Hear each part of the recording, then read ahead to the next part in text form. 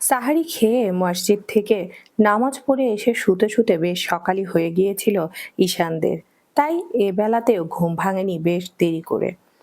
পেটের ক্ষত না সারা অবধি তার বাবার করা আদেশ অফিসে যেন সে না যায়। অবশ্য সে টুকটাক বাড়িতে বসে কাজ টাজ করে দিচ্ছে আপাতত।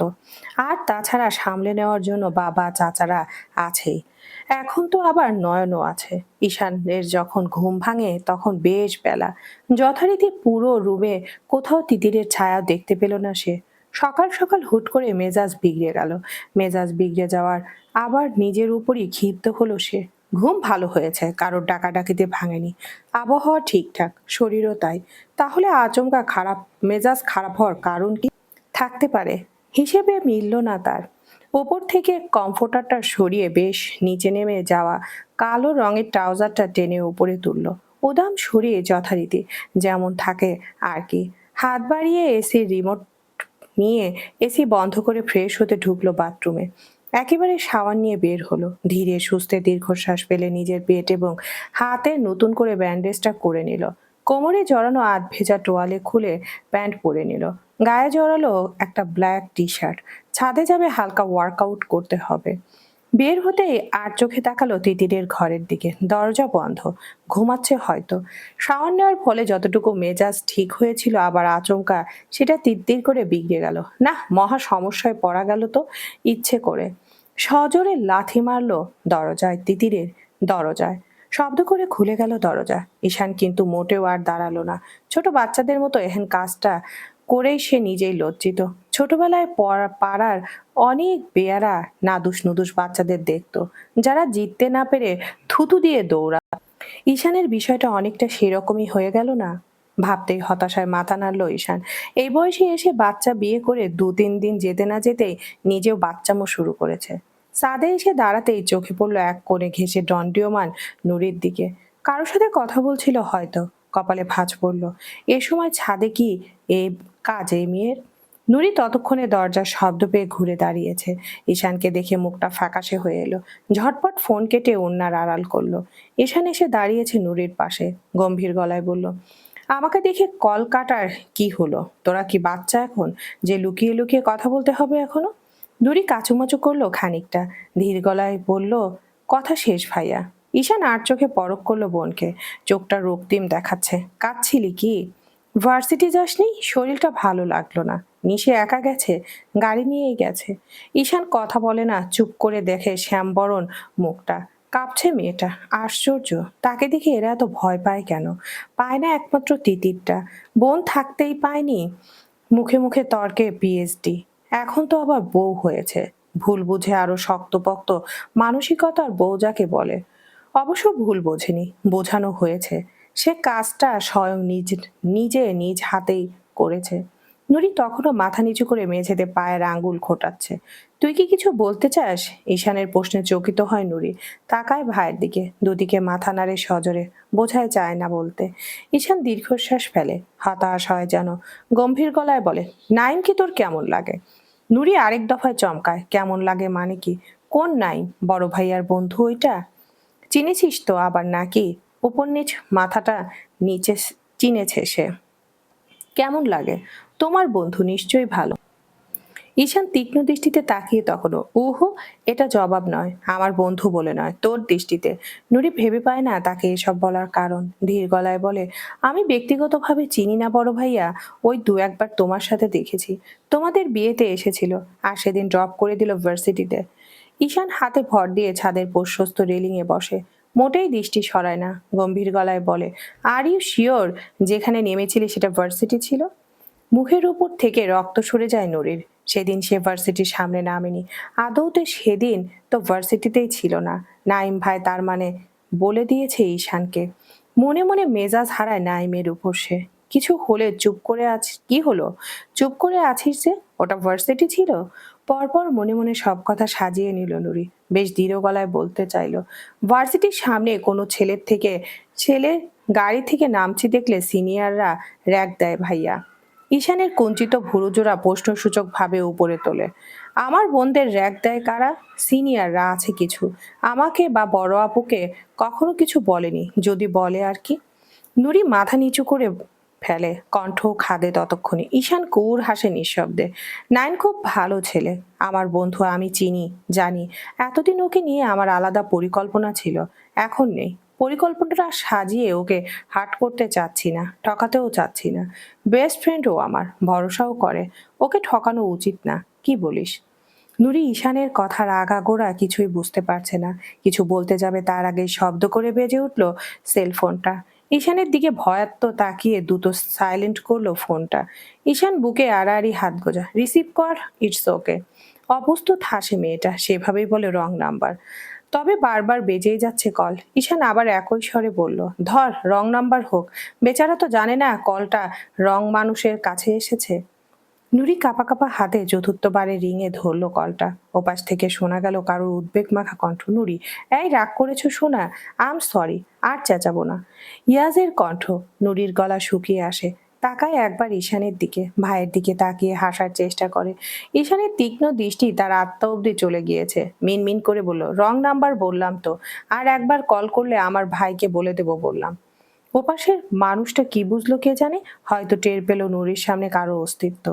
ব্যস্ত ভঙ্গিতে বারবার সরি বলতে বলতে কল কাটলো।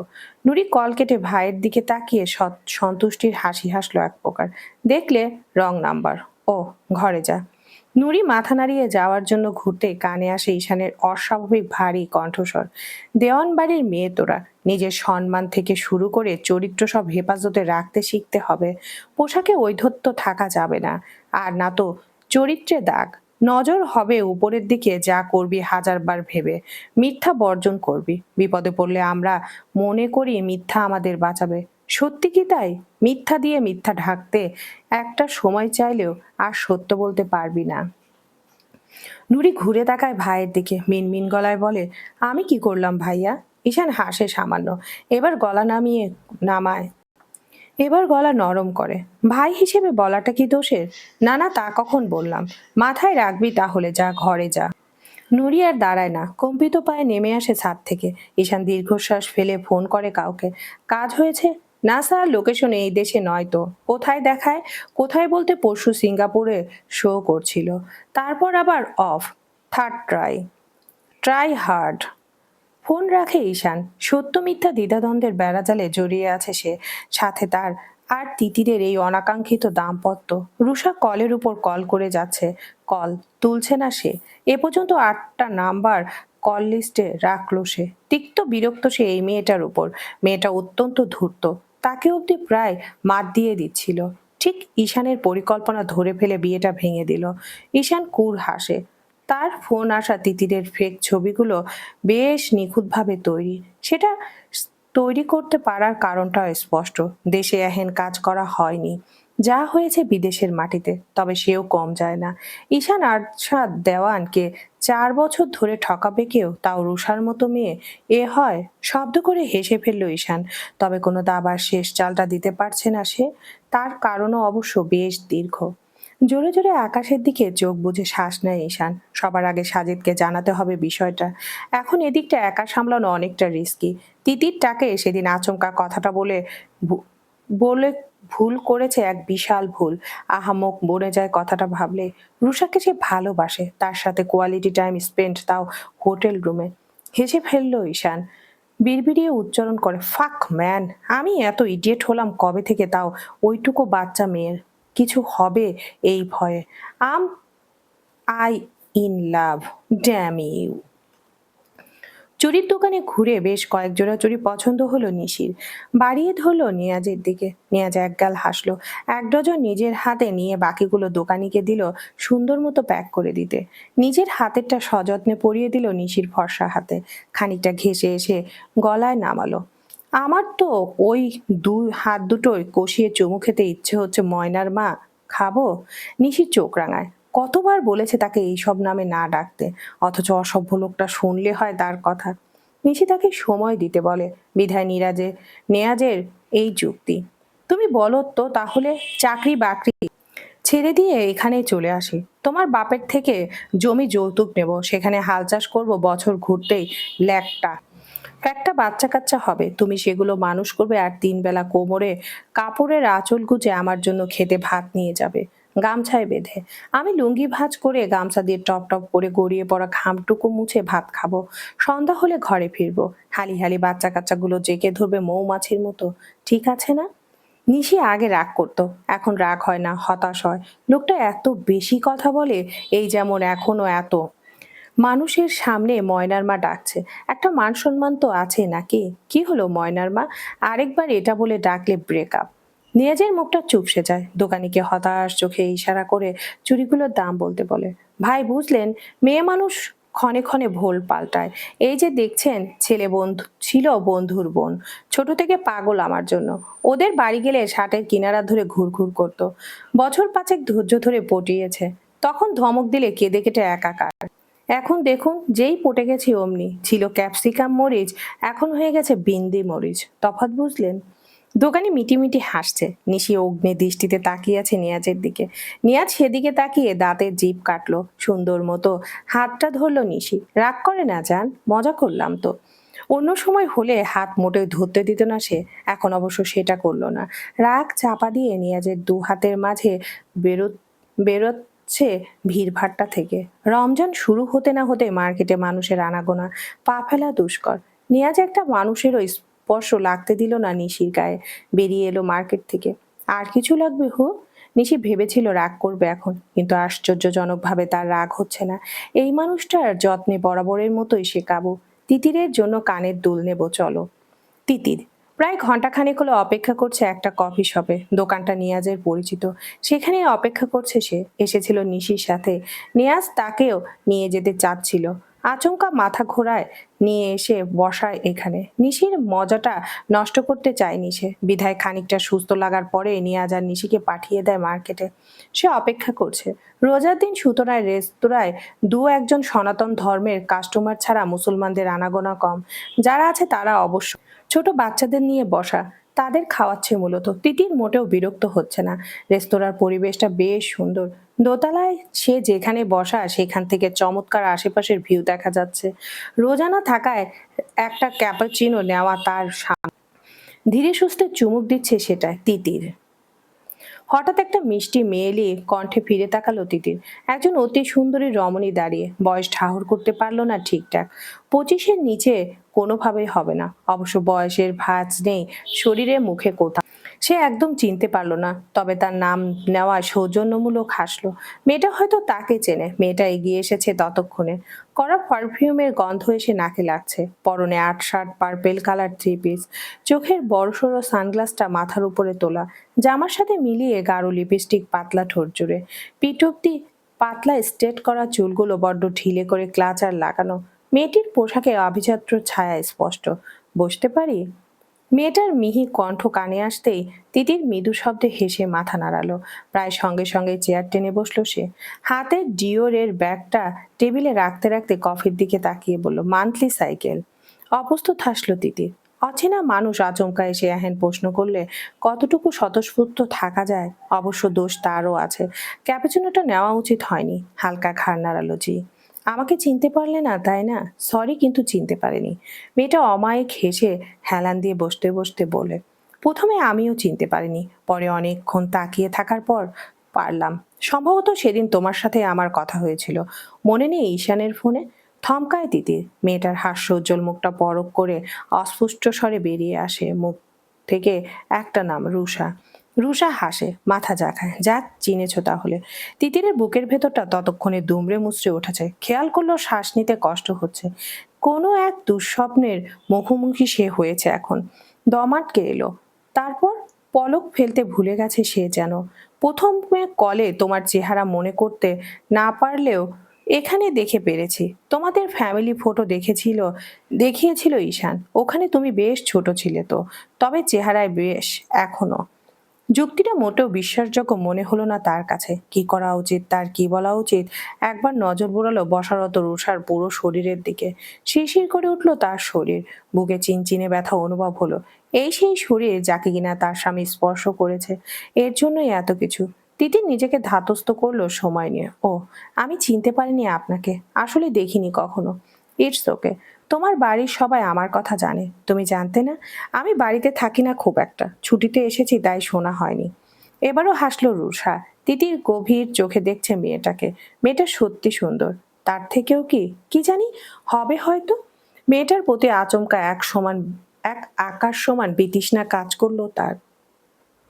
হাসি হাসি মুখটা তার স্বাভাবিক রাখতে পারলো না, না চাইতেও রুক্ষ লাগলো। তবে এখন তার মাথার মধ্যে ঘুরছে ঈশানের বলা বেশ কিছু কথা। রুষাকে ছয় নিয়ে ঈশান হাবিজাবি বলা সে রাতের কথাগুলো। একা এসেছো কোনো কাজে? আচমকা একটা মিথ্যে বলে বসলো তিতির, কানের পাশে চুলগুলো গুজতে গুজতে বলল, ঈশানের সাথে এসেছে। রুষা বোধহয় চবক খায় একটা। তার জানা মতে তিতির ঈশানের চেয়ে প্রায় 8-9 বছরের ছোট হবে। সেখানে এত অবলীলায় ঈশানকে নাম ধরে ডাকায় হতভম্ব হলো সে। তাছাড়া সে পাগলের মতো কল করে যাচ্ছে ঈশানকে। ঈশান কল তুলছে না, না বুঝার মতো করে বলল, কার সাথে? তিতির এবারেও একই ভঙ্গিতে বলল, ঈশান। রুষা খানিক হাসলো। ভাইয়ের সাথে ঝগড়া হয়েছে নিশ্চয়, বকেছে। তিতির ভুরুজোড়া বাঁকালো, এই বাঁকা কণ্ঠে বলল, আমি কি বাচ্চা, বকবে কেন? রুষা অপ্রস্তুত হলো, কি বলবে ভেবে পেল না হয়তো। আমার জানা মানে মানে ঈশান তোমার থেকে বেশ বড় বয়সে। হুম, তা বড় 9 বছর সম্ভবত, নাকি 8, হিসেব করিনি।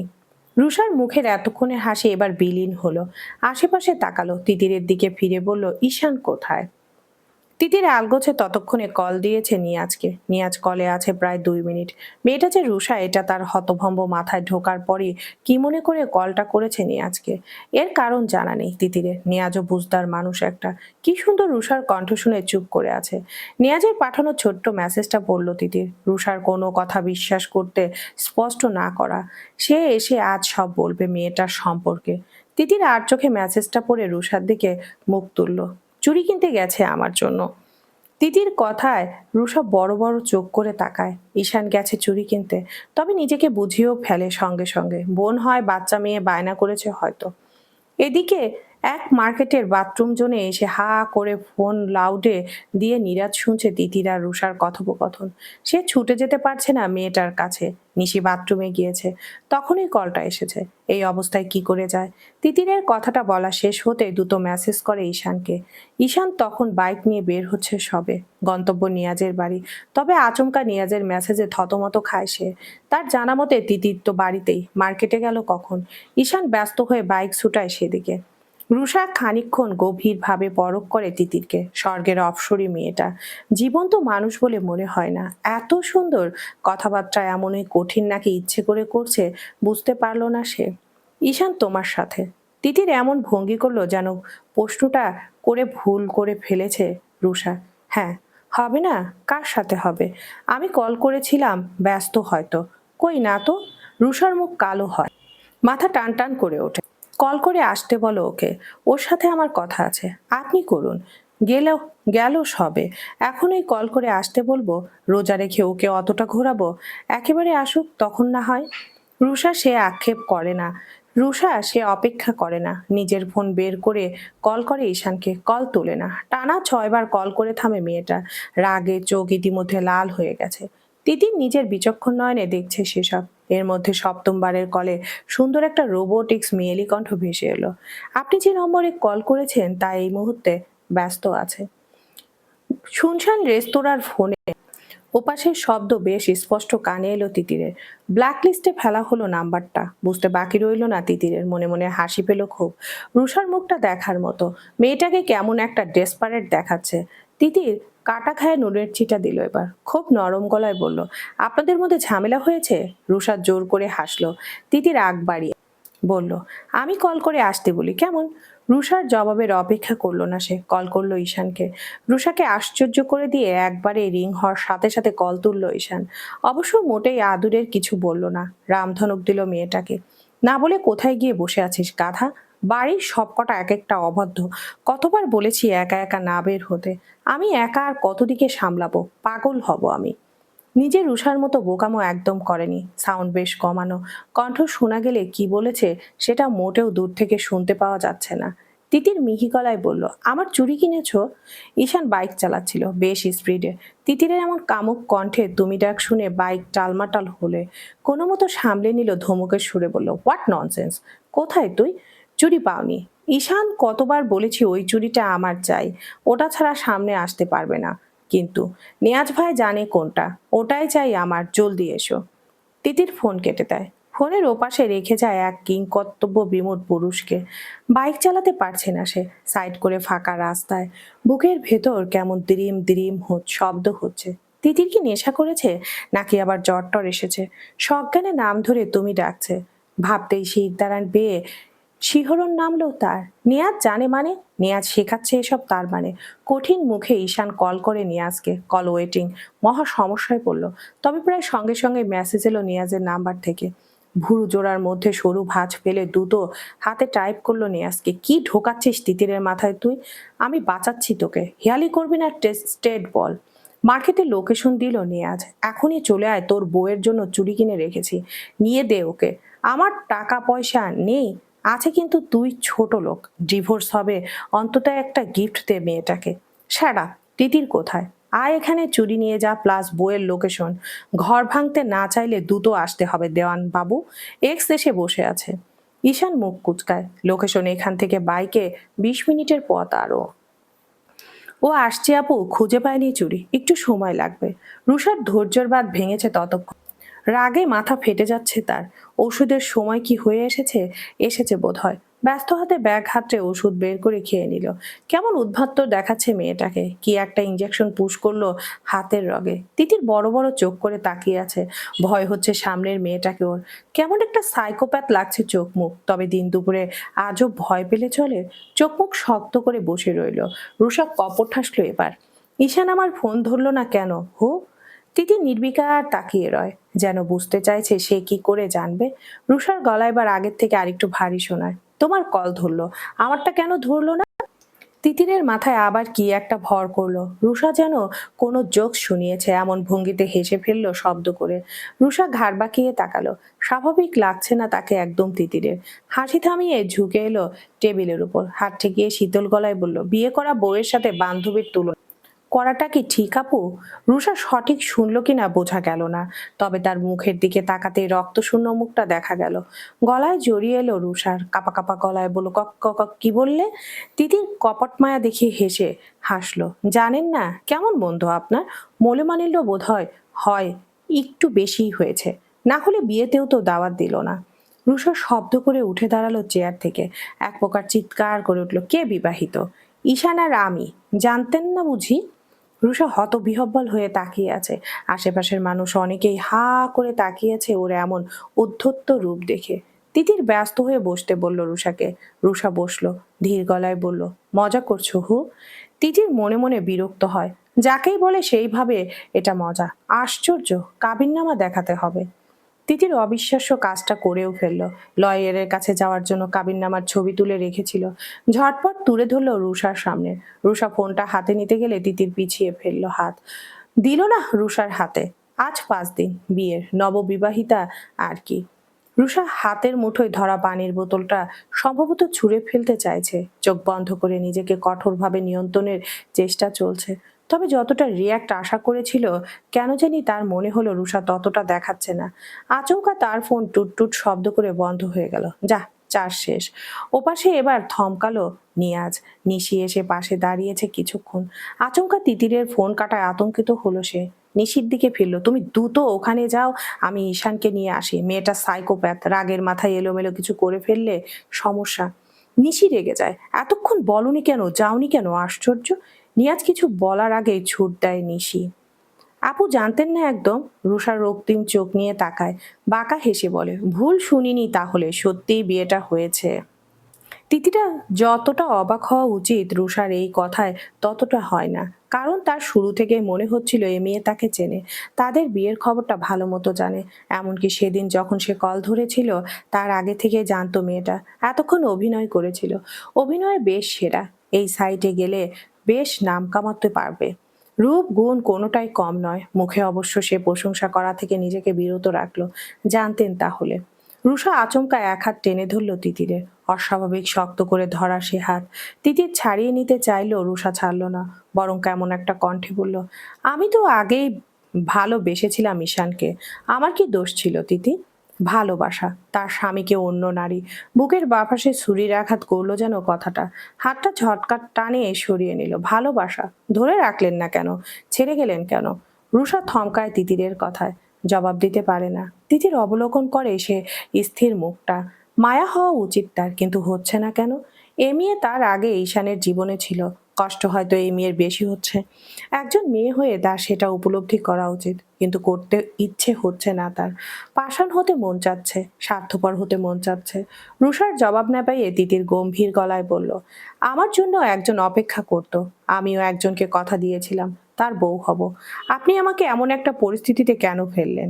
আপনি ওনাকে ছেড়ে না গেলে আমাদের বিয়েটা হতো না হয়তোবা। কেন গেলেন? দোষ তো আমিও আপনাকে দিতে পারি।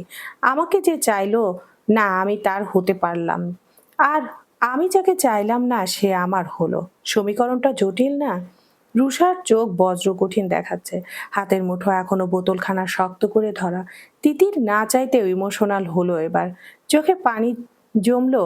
আচমকা শোনা গেল রুষার কঠিন কণ্ঠস্বর, ঈশান তোমাকে ছুঁয়েছে। স্তম্ভিত হয়ে গেল তিতির। কি জবাব দেবে এটার? দেওয়া উচিত বাইরের মানুষের কাছে। তারপর এ মেয়ে কি জিজ্ঞেস করবে কতটা গভীরে ছুঁয়েছে?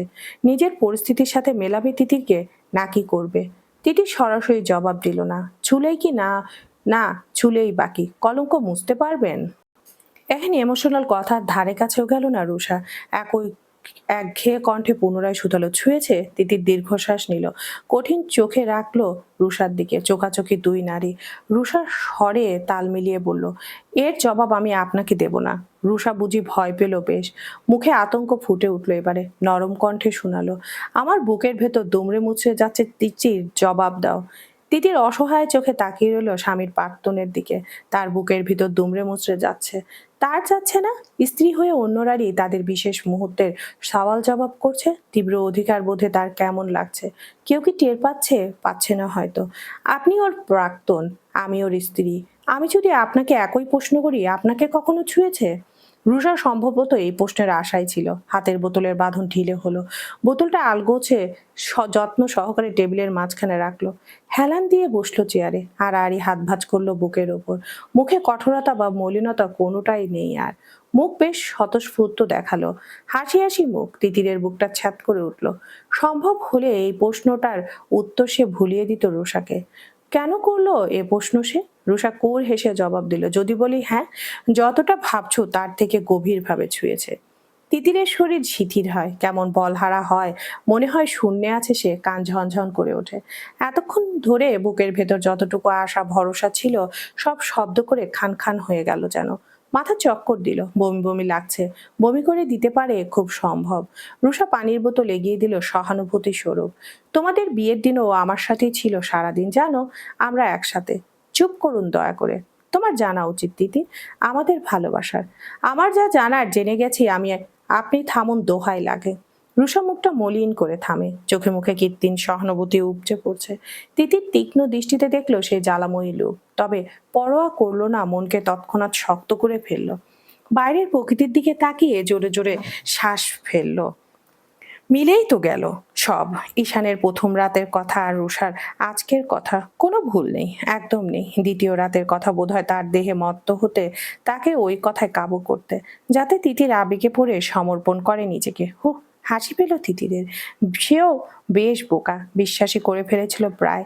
বুক চিরে দীর্ঘশ্বাস বেরিয়ে এলো, ঘৃণা হলে নিজের উপর। ঈশানের ছোঁয়া মনে পড়তে গা গুলিয়ে উঠল। চোখ বুজে রইল কিন কতক্ষণ, শ্বাস ছেড়ে বলল, বেশ, তাহলে বাকি জীবনটা আপনাকে ছুঁয়ে কাটানোর জন্য আমি ওনাকে মুক্তি দেব। মুক্তি দেব এই কাগজ কলমের দেয়াল থেকে। আমার জীবন কলঙ্কেই সই। রুষার মুখে তেমন কোনো পরিবর্তন দেখা গেল না। কিছু বলতে যাবে তার আগেই তিতির বলল, এটা তখন ঘটবে যখন আমি আপনার কথার সত্যতা পাবো। রুষার তেলে বেগুনে জ্বলে উঠলো এবার। লজ্জা থাকা উচিত। একটা মেয়ে হয়ে মেয়ের ঘর ভাঙতে এসেছো তুমি। এত কিছু শোনার পরও বলছো প্রমাণ। কি প্রমাণ চাও? নুড এক্সপোর্ট করো তুমি আমাদের বিশেষ মুহূর্তের? তিতিরের ঘৃণায় নাক মুখ কুঁচকে আসে, কঠিন গলায় বলে, নিজের মতো অত ছোট মন মানসিকতার মেয়ে আমাকে ভাবছেন কেন? রুষা ততক্ষণে দাঁড়িয়ে পড়েছে, নিজের হুঁশ খুইয়ে হাত বাড়িয়েছে তিতিরের গালের দিকে। সেটা কোনো মতোই গালের আশেপাশে আসতে দিল না তিতির। সত্যপণে হাতের কবজি চেপে ধরে। বাংলা সিরিয়াল পাননি আপু, যখন তখন এসে গায়ে হাত তুলবেন। এখানে সেখানে জন্মানো আগাছা নই আমি, বাপের বাড়ি মায়ের বাড়ি দুই অতি জৌলুসপূর্ণ পরিবারের রক্ত আমার গায়ে। রেহনুমা আশরাত তিতির এত সস্তা এখনো হয়নি যে নারী বিয়ের আগে সতীত্ব বিলিয়ে দিয়েছে সেই দাবি করে তার হাতে চর খাবো। No, never. ঘর থেকে বের হন আপু। লজ্জা আপনি করুন না, নারী জাতিকে সম্মান করলেন, না তো ধর্মকে। সব দিকেই কলঙ্ক আপনি। হারাম জিনিস করে সেই পাপ নিয়েই খোদার কাছে অভিযোগ করতেও মুখে লাগাম দেবেন একটু? খোদাকে একটু তো ভয় করুন। ঝাটকা দিয়ে সরিয়ে দিল তিতির রুষার হাতটা। লাল নীল হয়ে গেছে মেয়েটির মুখ, অপমানে বেশ জায়গা মতো লেগেছে। তিতির আবার বাঁকা হাসে। আমার স্বামীর সাথে যা বোঝাপড়া তা আমি করে নেব, আপনার কথায় আমি সিদ্ধান্ত নেব না। বিয়ে তাকে করেছি আমি, সুতরাং কোনো তৃতীয় ব্যক্তির কথা শোনা আমার ধাঁচে নেই। রুষা ফুঁসে উঠল, তৃতীয় ব্যক্তি আমি? আমাকে আগে এক কথা বারবার বলবেন না, লেবু বেশি কসলালে তেতো লাগে, জানেন বোধ হয়। আশেপাশে মানুষ আছে চিৎকার করে নিজের ভার্জিনিটি খুইয়েছেন বিয়ের আগে। এখন নির্লজ্জ কথাবার্তা জাহির করবেন না। আপনার মান সম্মান না থাকতে পারে, দেয়ান বাড়ির বড় বউ হিসেবে আমার আছে। আর রইল বাকি আপনার কথা, আগে কি ছিল বা ছিল না সে হিসেব দেখভাবেন না আমাকে। আপনি হারামে ছিলেন, আমি হালাল, সুতরাং খোদা কার প্রতি সদয় হবে বোঝার কথা তো। আশা করব ন্যূনতম লজ্জা থাকলে অন্যের স্বামীর দিকে চোখ তুলে তাকাবেন না। তিতির আর এক সেকেন্ডও দাঁড়ায় না সেখানে, নিজের পার্স হাতে নিয়ে দ্রুততম পায়ে বিল মিটিয়ে বেরিয়ে গেল। পেছনে রেখে যায় রাগে ক্রোধে প্রায় মূর্ছা যাওয়া এক নারী অবয়ব। ঈশান নিয়াজকে নিয়ে যতক্ষণে এখানে পৌঁছেছে তিতির ততক্ষণে বেরিয়ে গেছে এখান থেকে।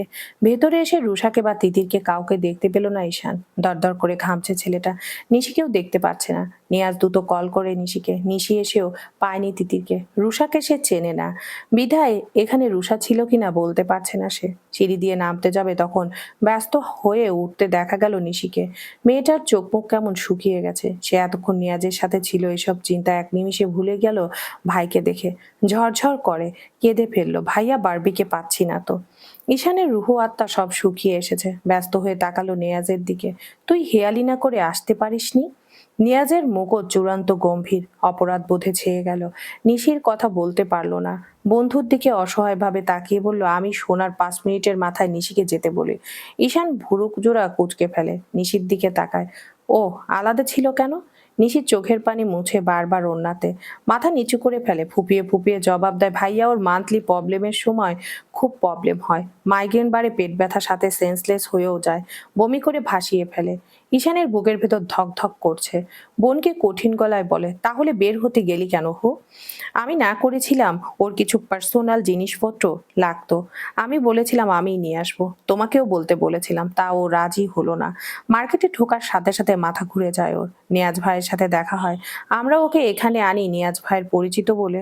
চুপ করলো নিশি, কান্নার তোরে জড়িয়ে আসছে কথা। আমরা যেতে চাইনি ওকে রেখে, ও তখন বেশ সুস্থ বোধ করছিল, তখন ওর জোরাজুরিতেই যায়। ও স্বাভাবিক ছিল, হুট করে নিয়াজ ভাইকে কল করে রুষার ভয়েস শোনায়। আমি বাথরুমে ছিলাম, আমি বের হওয়া মাত্রই ছুটে এসেছি, আমি এসে পাইনি, আসতে সর্বোচ্চ 10 মিনিট লেগেছে। ঈশান জোরে জোরে শ্বাস নিচ্ছে, ভয়ে কাঁপছে বুকটা। রুষাকে সে এক পয়সার বিশ্বাস করতে পারে না। নিয়াজ বন্ধুর কাঁধে হাত রাখলো, ভরসার গলায় বলল, সাজিদকে জানিয়েছি আমি, ও খোঁজ করছে, বলল লাস্ট লোকেশন এখানেই। রুষা সাইকোপ্যাথ নিয়াজ, ও মেয়েটার ক্ষতি করে ফেলবে না তো? ঈশানের বিধ্বস্ত কণ্ঠে চমকে উঠল নিশি নিয়াজ দুজনেই। নিয়াজ বন্ধুর হাত ধরে টানতে টানতে বাইরে ছুটল, পেছন পেছন নিশি। জোহরের আজান পড়েছে আরো আধা ঘন্টা আগে, 1:30 বাজে এখন। রাস্তাঘাটে নামাজ পড়তে মুসল্লিদের দেখতে পাওয়া যাচ্ছে। রাস্তায় ভিড়ভাট্টা বেশ কমেছে, নামাজের সময়ের জন্য হয়তো। এতক্ষণ ধরে এদিক সেদিক খোঁজাখুঁজি করছে তিতিরকে। ঈশানের মাথা রাগে দপদপ করছে। মেয়েটা সেদিনও নিখোঁজ হলো, তার আগে সুন্দর মতো ফোন বন্ধ। কি ফোন চালায়, চার্জ থাকে না। রোজা রেখে পাগলের মতো ঘোরাঘুরিতে চরম ক্লান্ত দেখাচ্ছে তিনজনকে। আচমকা কল বেজে উঠল ঈশানের, আননোন নাম্বার, ল্যান্ডলাইন দেখাচ্ছে। এ সময় ল্যান্ডলাইনে কে ফোন করতে পারে?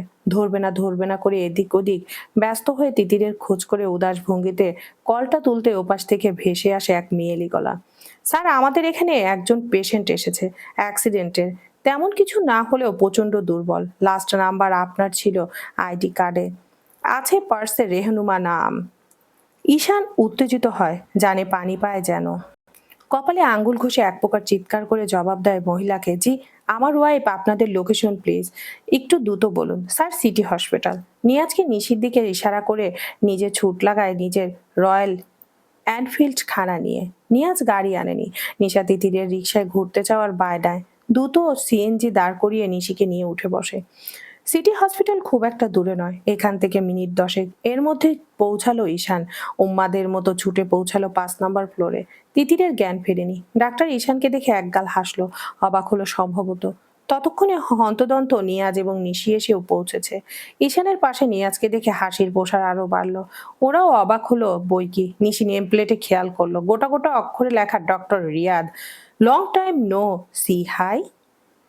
ঈশান হাসতে চেষ্টা করলো, পুরনো বন্ধু রিয়াদ তার। বহু বছর পর দেখা হলো, অন্য সময় হলে উচ্ছ্বাসিত হতো এবং তবে এই মুহূর্তে কারোরই সে মন মানসিকতা নেই। তিনজনই ব্যস্ত হয়ে তিতিরকে খুঁজতে ব্যস্ত। ঈশান হা মিলিয়ে অস্থির গলায় বলল, রেহনুমা হেলাল। ডাক্তার রিয়াদ মাথা নাড়ে, রুম 107-এ। তোর? আমার কাজিন। নিয়াজ নিশি থমকায়। ঈশান বউ পরিচয় দিল না, কাজিন বলল। এই মুহূর্তে সেটা নিয়ে জলঘোলা করলো না। ডাক্তার রিয়াদ সম্ভবত খুশিই হলো। রিসিপশনিস্ট মেয়েটা ভুল শুনেছিল তাহলে। মেয়েটা ম্যারিড নয়। ইশারা করলো তার সাথে আসার। ঈশান ব্যস্ত পায়ে এগোলো সেদিকে। তিতিরের জ্ঞান ফেরেনি। রাস্তায় বাইকের সামনে পড়ে মেয়েটা। বাইকার খুব সাহসের সাথে থামিয়ে ফেলে, তবে হালকা চোট পেয়েছে, সাথে শরীর দুর্বল থাকায় সেন্সলেস। আর ঈশান মেয়েটা বেশ উইক, অ্যানিমিয়া আছে প্রচন্ড রকমের, হিমোগ্লোবিন খুব কম, সাথে পিরিয়ড চলছে, মেবি মেন্টাল টমা যাচ্ছে, একটু দেখে শুনে রাখবি তো। ঈশান কাতর চোখে দেখে এলোমেলো চুলে পড়ে থাকা মেয়েটিকে। নিশি গিয়ে ততক্ষণে বোনকে বুকে জড়িয়ে নিয়েছে। আরো টুকটাক কথা বলে বেরিয়ে গেল ডাক্তার। নিয়াজ এবার ধরলো ঈশানকে, ও তোর কাজিন, তুই নিশিকে নিয়ে আমার বাইকে আয়, আমি ওকে সিএনজিতে নিয়ে যাই। আমার কথার জবাব দে তুই। ঈশান বিরক্তি মুখে বলল, আগেই এত মানুষকে জানাতে চাচ্ছি না আমি। রুষাকে চিনিস তোরা? রুষা এর আগে দুনিয়াদারি জানিয়েছিল ও আমার গার্লফ্রেন্ড। ফ্রেন্ড সার্কেলের কারোর জানতে বাকি নেই। এখন বিয়ে করেছি তিতিরকে। রিয়াদটা সুবিধার না, জানিস তুই, ঝামেলা করতে উস্তাদ। রুষা মানসিক রুগী, ওকে এসব বলে খেপিয়ে তোলার মানে আছে? আজ তিতিরকে ও যে কিছু করে ফেলেনি, আল্লাহর কাছে হাজার হাজার শুক্রিয়া। ওকে সুস্থ রাখতে, হেফাজতে রাখতে, দুনিয়া থেকে আড়াল রাখলে ক্ষতি কি? নিয়াজ সন্তোষ প্রকাশ করে ঈশানের যুক্তিতে। সত্যি বলেছে সে। রুষাকে যত মানুষের ঈশানের সাথে বিচ্ছেদ বা তিতিরের সাথে বিয়ের কথা জিজ্ঞেস করবে, মেয়েটা তত মানসিকভাবে ভয়ঙ্কর হবে। তখন তিতিরের ক্ষতি করতে হাত ধুয়ে পড়বে। দেয়ানবাড়িতে সবার মুখে চিন্তার ভাঁজ। দুপুরের পরপর তিতিকে জ্ঞানহারার অবস্থায় নিয়ে এসেছে ঈশান। দরজা খুলে তিতিরকে ঈশানের কোলে এমন অবস্থায় দেখে চিৎকার করে চেঁচামেচি পড়ে গেছে গোটা বাড়িতে। চন্দা দেওয়ান উপরে যেতে পারছেন না নাতনির কাছে, সিঁড়ি ভেঙে অনবরত দোয়া পড়ে যাচ্ছেন এখান থেকে। গিন্নিরা পরপর এসে দেখে যাচ্ছেন মেয়েকে। রাইসুল দেওয়ানরা 3 ভাই অফিস থেকে ছুটে এসেছেন। ঈশার গম্ভীর মুখে শাওয়ার নিয়ে বের হলো। ঘরের মধ্যে প্রচন্ড ভিড়। একের পর এক সবাই এসে ভিড় করছে। এই যেমন এখন ভাই বোনগুলো সবকটা এসে মরা কান্না জুড়েছে। ঈশান বিরক্ত চোখে সবকটাকে পরখ করে জোরে সোরে ধুমুক লাগালো। পেশেন্টের আশেপাশে এই কারণেই মানুষজন থাকতে নিষেধ করে। তোদের কান্নার ঠেলায় পেশেন্ট নিজেও কনফিউশনে পড়বে সে আদৌ বেঁচে আছে কিনা। বের হ। ভাইয়ের ধমকে গুটি গুটি পায়ে বের হয় সবাই। ঈশান দরজার ছিটকিনি আটকে এসে বসে তিতিরের পাশে। ঠোঁটের পাশটা কেটে গেছে, রক্ত জমাট বেঁধে আছে। হাত বাড়িয়ে বৃদ্ধাঙ্গুলে স্লাইড করলো নরম গোলাপি অধরের উপর। আমাকে মেরে ফেলবি তুই তিতির, মেরেই ফেলবি। পরপর 2 দিন এরকম ভয় পাইয়ে দিয়েছিস। তোকে হারানোর ভয় তো অর্ধেক আয়ু বোধহয় কমে গেছে আমার। উঠে গিয়ে লক করা তার পার্সোনাল ড্রয়ার থেকে কিছু একটা বের করলো। হাতের জিনিসটা ঘুরিয়ে ফিরিয়ে পরখ করলো। তিতিরের দিকে তাকালো একবার, দীর্ঘশ্বাস ফেললো। হাতের জিনিসটা আলগোছে শার্টের নিচে প্যান্টের পেছনে গুজে ফেললো। গায়ের শার্ট জড়িয়ে বাইকের চাবি নিয়ে বের হয়ে নিচে নামতেই দেখা হয় সবার সাথে। বাড়ি সূত্রে সকলে বসা ড্রয়িং রুমে। ঈশানকে অসময়ে ফিটফাট হয়ে বাইরে যেতে দেখে ভুরু কপালে তোলে সকলে। রাইসুল দেওয়ান ভীষণ গম্ভীর গলায় এক প্রকার ধমকে ওঠেন ছেলেকে। মেয়েটা অসুস্থ, জ্ঞান ফেরেনি এখনো, ওর কাছে থাকবে তা না, কোথায় যাচ্ছ? ঈশান শার্টের হাতা ধীরে সুস্থে ফোল্ড করে বাবার দিকে না তাকিয়ে জবাব দেয়, ইম্পর্টেন্ট কাজ আছে, ইফতার করে নিও, রাত হবে ফিরতে। কাউকে কিছু বলার সুযোগ দিল না আর দ্রুত পায়ে বেরিয়ে গেল। প্রথম ইফতারের বাড়ির বড় ছেলে বাড়ি নেই, রাগে গজগজ করছিলেন রাইসুল দেওয়ান। ছেলের ফোন বন্ধ। তিতিরের জ্ঞান ফিরেছে ঈশান বেরিয়ে যাওয়ার খানিক পরে। নিশি নুরি পাশেই বসে ছিল সব সময়, নিচে নামতে বারণ করা সত্ত্বেও দুর্বল শরীর নিয়ে নেমেছে। এ বাড়িতে প্রথম ইফতার সবাই একসাথেই করে। দু চোখ লুকিয়ে খুঁজলো কাঙ্ক্ষিত মানুষটাকে, দেখতে পেল না, তবে জিজ্ঞেস করলো না কাউকে। রাইসুল দেওয়ান তিতিরকে নিজের পাশে নিয়ে বসলেন। এখন ঠিক লাগছে? মাথা ঝাঁকায় সে, তবে মোটেও ঠিক লাগছে না। পিরিয়ডের ব্লিডিং বন্ধ হওয়ার ব্রেন আপাতত নেই, তবে মাথার অসহ্য ব্যথাটা আছে, তবে প্রকাশ করে না। এমনি তাকে নিয়ে অশান্তির শেষ নেই। রাইসুল সাহেব নয়নের দিকে ফেরে, সে অসহায় দৃষ্টিতে তাকিয়ে তিতিরের দিকে। তোমার ভাইকে পেয়েছো কলে? নয়ন মাথা নাড়ে। অপেক্ষা করতে না করছে, অপেক্ষা করতে না করেছে, রাতেও খেয়ে ফিরবে। তিতিরের বুকটা আচমকা হু হু করে ওঠে। তার এই অবস্থা সত্ত্বেও বাইরে গেছে ঈশান। কি কাজ হতে পারে বাইরে আজকেও? অজানা আশঙ্কায় ভরে ওঠে মন। রুষার কাছে যেতে পারে কি মান অভিমান ভাঙাতে? তা কি করে হয়?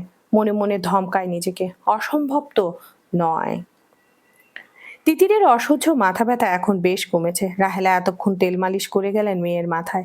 তিতির নিজের ঘরে এসেছে। এবার আচমকা 5 দিনের পিরিয়ড ঠিক হয়েছে তার। এটা নিয়ে অবশ্য সে মহা খুশি। মাথা ব্যথাটাও কমে এসেছে। শাওয়ার নেবে সে। সারাদিনের ক্লান্তি গা চটচট করছে কেমন একটা। রাতের ডিনার সেরে বেশ সময় নিয়ে শাওয়ার নিয়ে বের হলো সে। বিছানার দিকে তাকিয়ে চোখ কপালে উঠল। ঈশান বসে আছে, ধ্যান অবশ্য ফোন স্ক্রিনে। এই সমস্যায় পড়ল। তার ঘরে এই সময় কেউ আসতো না।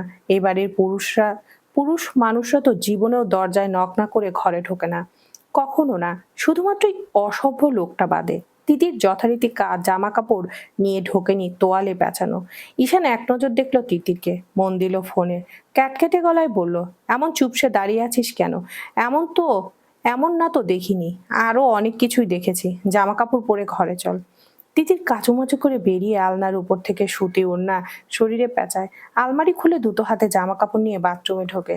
বের হয় কিছুক্ষণের মধ্যে। ঈশান যথারীতি বসা সেখানে, অসহ্যকর একটা। তিতির মুখ বাঁকায়। আপনাকে আর কতবার বললে আপনি দরজা নক করে ঢুকবেন? রাফির যে সেন্স আছে আপনার মধ্যে সেটাও নেই। ঈশান বোধহয় অবাক হলো বেশ, অবাক কণ্ঠেই বলল, বউটা তো তুই ওদের নোস, ওরা তো নক করবেই। তিতির হতভম্ব হয়। মাঝে সাঝে ঈশানের হুটহাট কথাগুলো চমকে দেয় তাকে। চিরাচরিত গম্ভীর ঈশানের সাথে হেয়ালি যায় না একদম। আপনি প্লিজ ঘরে যান, আমার শরীরটা ভালো লাগছে না, কথা বলার মুড নেই। ঈশান বিনা বাক্যে উঠে আসে বিছানা থেকে। তিতির হাঁপ ছাড়তে ছাড়তে চিৎকার করে ওঠে হঠাৎ। সে শূন্যে ভাসছে। ঈশান আলগোসে পাজা কোলে তুলে নিয়েছে তাকে। তিতিরের চিৎকারে তপ্ত নজর দিল তার দিকে। আর একবার চিৎকার করলে মুখ বন্ধ করব কিন্তু। কথাটা বলেছে ঈশান তিতিরের ঠোঁটের দিকে ইশারা করে। তিতির দুহাতে মুখ চাপা দেয়। এই ঘরে এসে কি সিনকেট করতে চাস রোজ রোজ? একবার বাড়ির সবার চোখে পড়ুক সেটা চাস? তিতির কথা বলে না, অসহ্যকর পুরুষ একটা। ঈশান পায়ের সাহায্যে দরজা খুলে নিজে আসে নিজের রুমে। তিতিরকে বিছানায় শুয়ে শব্দ করে বন্ধ করে দরজা। তোর পিরিয়ড ঠিক হয়েছে? হু। মুখ ফুসকে বলে ফেলে, চোখ বড় বড় করে ফেলে মেয়েটা। সর্বনাশ করেছে। ঈশানী বা এই কথা জিজ্ঞেস করলো কেন? গলা শুকিয়ে কাঠ হলো। এমনিতে ঈশানের সামনে এলে তার দিন দুনিয়া কাঁপে। ঈশান নিজের শার্ট খুলতে খুলতে এগিয়ে এলো তার দিকে। তিতির এলোমেলো দৃষ্টি এদিক সেদিক সরাতে ব্যস্ত। আমতা আমতা করে বলে, ঠট ঠিক হয়নি, পিরিয়ড ঠিক হয়নি, চেক করি। মাথায় আকাশ ভেঙে পড়লো তিতিরের। একই ধরনের বেলাল্লাপানা কথাবার্তা। দুহাতে ঈশানের উন্মুক্ত বুকে ধাক্কা দিয়ে সরে এলো বিছানা থেকে। মেজাজ খারাপ হলো তার। লোকটার কাছে এক প্রকার আতঙ্ক নিয়ে আসতে হয় তার। অসহ্যকর অনুভূতি। ক্রমাগত অসম্মান করে তাকে লোকটা। কান্না পেল তিতিরের। কেমন কেঁপে উঠলো শরীর বিতৃষ্ণায়। সোফায় এসে বসলো পা গুটিয়ে। ঈশান ততক্ষণে উদাম শরীর নিয়ে উপর হয়ে শুয়ে পড়েছে সফেদ বিছানায়। তিতির না চাইতেও দেখলো, দুহাত বালিশের উপর দিকে দেওয়া, পিঠে প্রজাপতির ন্যায় কারুকার্য ফুলে উঠেছে। যথারীতি কোমরের ট্রাউজার নামাতে নামাতে বিপদসীমার কিনারায়। তিতির বিরক্ত সূচক শব্দ করে অন্যদিকে ফেরে। ঈশান আবার সোজা হয়েছে ততক্ষণে। পরক করে তিতিরের অস্থির মনোভাব। মাথার নিচে দুহাত ভাঁজ করে দিয়ে শয় সে। তাকায় এদিকে। তিতির তাকায় না, বলুন। তাকাতে বলেছি। তিতির হতাশ চোখে তাকায়। হার্টবিট মিস হলো তার। মাথার মধ্যে কোথা থেকে এসে হানা দিল হাজার একটা দুষ্টু পচা পচা চিন্তা। ঈশান চিত হয়ে শোয়া, নগ্ন পুরো উপরের অংশ। লোমহীন ফর্সা বুক কেমন তেল চিকচিক করছে। পেটের কাছে সিক্স প্যাকের ছাপ স্পষ্ট, ট্রাউজার কোমর থেকে বেশ নিচে, 6 খণ্ডের শিল্পীর কারুকাজ নিচের দিকে ভি শেপের নেমে গেছে। ইশারা করছে কিছু একটা। তিতির টেনে হেসড়ে দৃষ্টি সরায়। আপনি দয়া করে ভদ্র হয়ে ঘুমাবেন। ঈশানের মুখে বিদ্রূপের হাসি ফোটে যেন। হাসকি স্বরে বলে, এখানে অভদ্রতার কি দেখলে? আমি ভদ্র নই? তিতির ভুলেও তাকাচ্ছে না ঈশানের দিকে, বাঁকা হয়ে বসে। জামা কাপড় পরে তারপর সোজা হয়ে শুতে কি সমস্যা? প্যান্ট তো এ জীবনেও উপরের দিকে দেখলাম না, আরেকটু তুলতে কি সমস্যা? ইসির সব দেখাই যাচ্ছে। রাগ করবে নাকি হাসবে বুঝতে পারলো না ঈশান। মেয়েটাকে ইচ্ছে করে খ্যাপাচ্ছে সে। রুষার কথা সরাসরি জিজ্ঞেস করে মানসিক প্রেশার দিতে চাচ্ছে না, তবে মনোভাব বুঝতে চেষ্টা করছে। আড়মোড়া ভাঙলো আকর্ষণীয় ভঙ্গি করে, হাসকি স্বরে বলল, আমার ঘর, আমার বিছানা, আমার শরীর, আমি কিভাবে শুবো তোর থেকে শিখতে হবে? তিতির মুখ পাকায়। অসহ্য লাগছে এখন তার। রুষার কথাগুলো ঘুরপাক খায় এ লোকের তার সামনে আসলে। প্রমাণ না পাওয়া পর্যন্ত শান্ত হবে না তার মন। তবে কেন যেন তার দৃঢ় বিশ্বাস ওই মেয়ে কিছু একটা মিথ্যা নিশ্চিত বলেছে। তার অবচেতন মন তাকে জানাচ্ছে সে কথা। তিতির বিড়বিড় করলো এবারে, অভদ্র কি সাধে বলি? ঈশান স্পষ্ট শুনলো সেটা। বিছানা ছেড়ে উঠে বসতে আতঙ্কিত হলো তিতির। নিজের রুমে নিশ্চিন্তে অন্তত ঘুমানো যায়। এ ঘরে এই লোকের সাথে থাকলে না, এই লোককে ভরসা করে, আর না তো নিজের বেহায়া শরীর মনকে ভরসা করতে পারে। তিতির গুটিসুটি মেরে ততক্ষণে জায়গা করে নিয়েছে সোফাতে। এক বিছানায় অসম্ভব। এত বড় বিছানা, সোফায় শুচ্ছিস কেন? ঈশানের প্রশ্নের জবাবে কাট কাট গলায় বলল, আমার ইচ্ছে। বাংলা সিরিয়াল দেখে শিখেছি সেসব। বেডে আই কুইক। আপনার সমস্যাটা কোথায় বুঝতে পারছি না আমি। আপনি ভালো মতো ঘুমান গিয়ে। আমাকে টানা হাঁচড়া করার মানে কি? নাটক কম করে বিছানায় আয় ঘুমাবো। তার বিছানায় যাওয়ার সাথেও ওনার ঘুমের কি সমস্যা বুঝলো না তিতির। অসহ্যকর একটা পুরুষ আপনি ঈশান ভাই। ক্ষণে ক্ষণে রং পাল্টান। ভাই ডাকটা অসহ্য লাগে আজকাল ঈশানের। কঠিন গলায় বলল, আমার সেই রঙে রঙিন হতে না চাইলে দুটো আয়, আর বলতে যেন না হয়। আর একবার বলতে হলে চোখের সামনে খালি লাল রং দেখাবো। তিতির ঠোঁট উল্টে প্রশ্ন করে, অন্য রঙে কি সমস্যা? ঈশান ঘুরে বিছানার দিকে যাচ্ছিল। তিতিনের প্রশ্নের জবাবে থমকে দাঁড়িয়ে ঘাড় বাঁকায়। কেমন একটা অশ্লীল হাসি দেয় হাসকি স্বরে গেয়ে ওঠে, all I see is red, red, oh red, now all I see is. তিতিরের হাত পা সিটিয়ে আসে। এই মুভি ঈশান ভাইও দেখেছে। গাড়িরই করে ওঠে শিহরণে। কোনো মতো বলে ওঠে, সি অশ্লীল, এসব মুভিজ আপনি দেখেন? আপনি অসভ্য। ঈশান বিছানার কাছে গিয়ে ফিরে আবার আসে। গাল চেপে চোখে চোখ বেলায়। মুভিটা ভালো না বুঝি? তা তুই না দেখলে জানলি কিভাবে? হুম, একা আমি অশ্লীল? এখন জবাব দে। তিতিরের শরীর কাঁপে ঈশানের শরীরের ঘানে। চোখ বুজে থাকে। ঈশান গভীর দৃষ্টিতে পরখ করে বউ নামক নারীটির তিরতির করে কাঁপতে থাকা ঠোঁট, চোখের পাপড়ি। ঠোঁট দাবিয়ে চুমু খেতে নিষ্পিস করছে নিজের অধৈর্যরা। তবে তা করবে না সে। নিজ থেকে তিতিরের অনুমতি না দিলে এহেন কর্মকাণ্ড ঘটানো সম্ভব নয় তার। নিঃশব্দে হাসে। কানের কাছে মুখ নিয়ে হাসকি সরে বলে, আয় মুভিটা দেখি, ভুলে গেছি আমি। তিতির ভূত দেখার মতো বড় বড় করে ফেলে চোখ। সিটকে সরে যেতে চায়। ঈশান ততক্ষণে বন্দি করে এনে বসিয়েছে নিজের কোলের উপর। এক হাত কোমরে টেনে নিজের সাথে মিশিয়ে অন্য হাতে ল্যাপটপটা সেট করে সামনের বালিশে রেখে। তিতির ছটফট করছে সরে যেতে। কোলের উপর বসে থাকতে হবে কেন? সম্ভব নাকি? লোকটা পাগল, 1 নম্বরের। পাগল না শিয়ানা পাগল। আমি এসব দেখবো না, ছাড়ুন। আমি দেখে বলে তো অশ্লীল বললি। এমন আনরোমান্টিক বউ দিয়ে জীবন চলবে কি করে আমার? আমি আনরোমান্টিক? ভালো, ছাড়ুন। আমার চলবে না।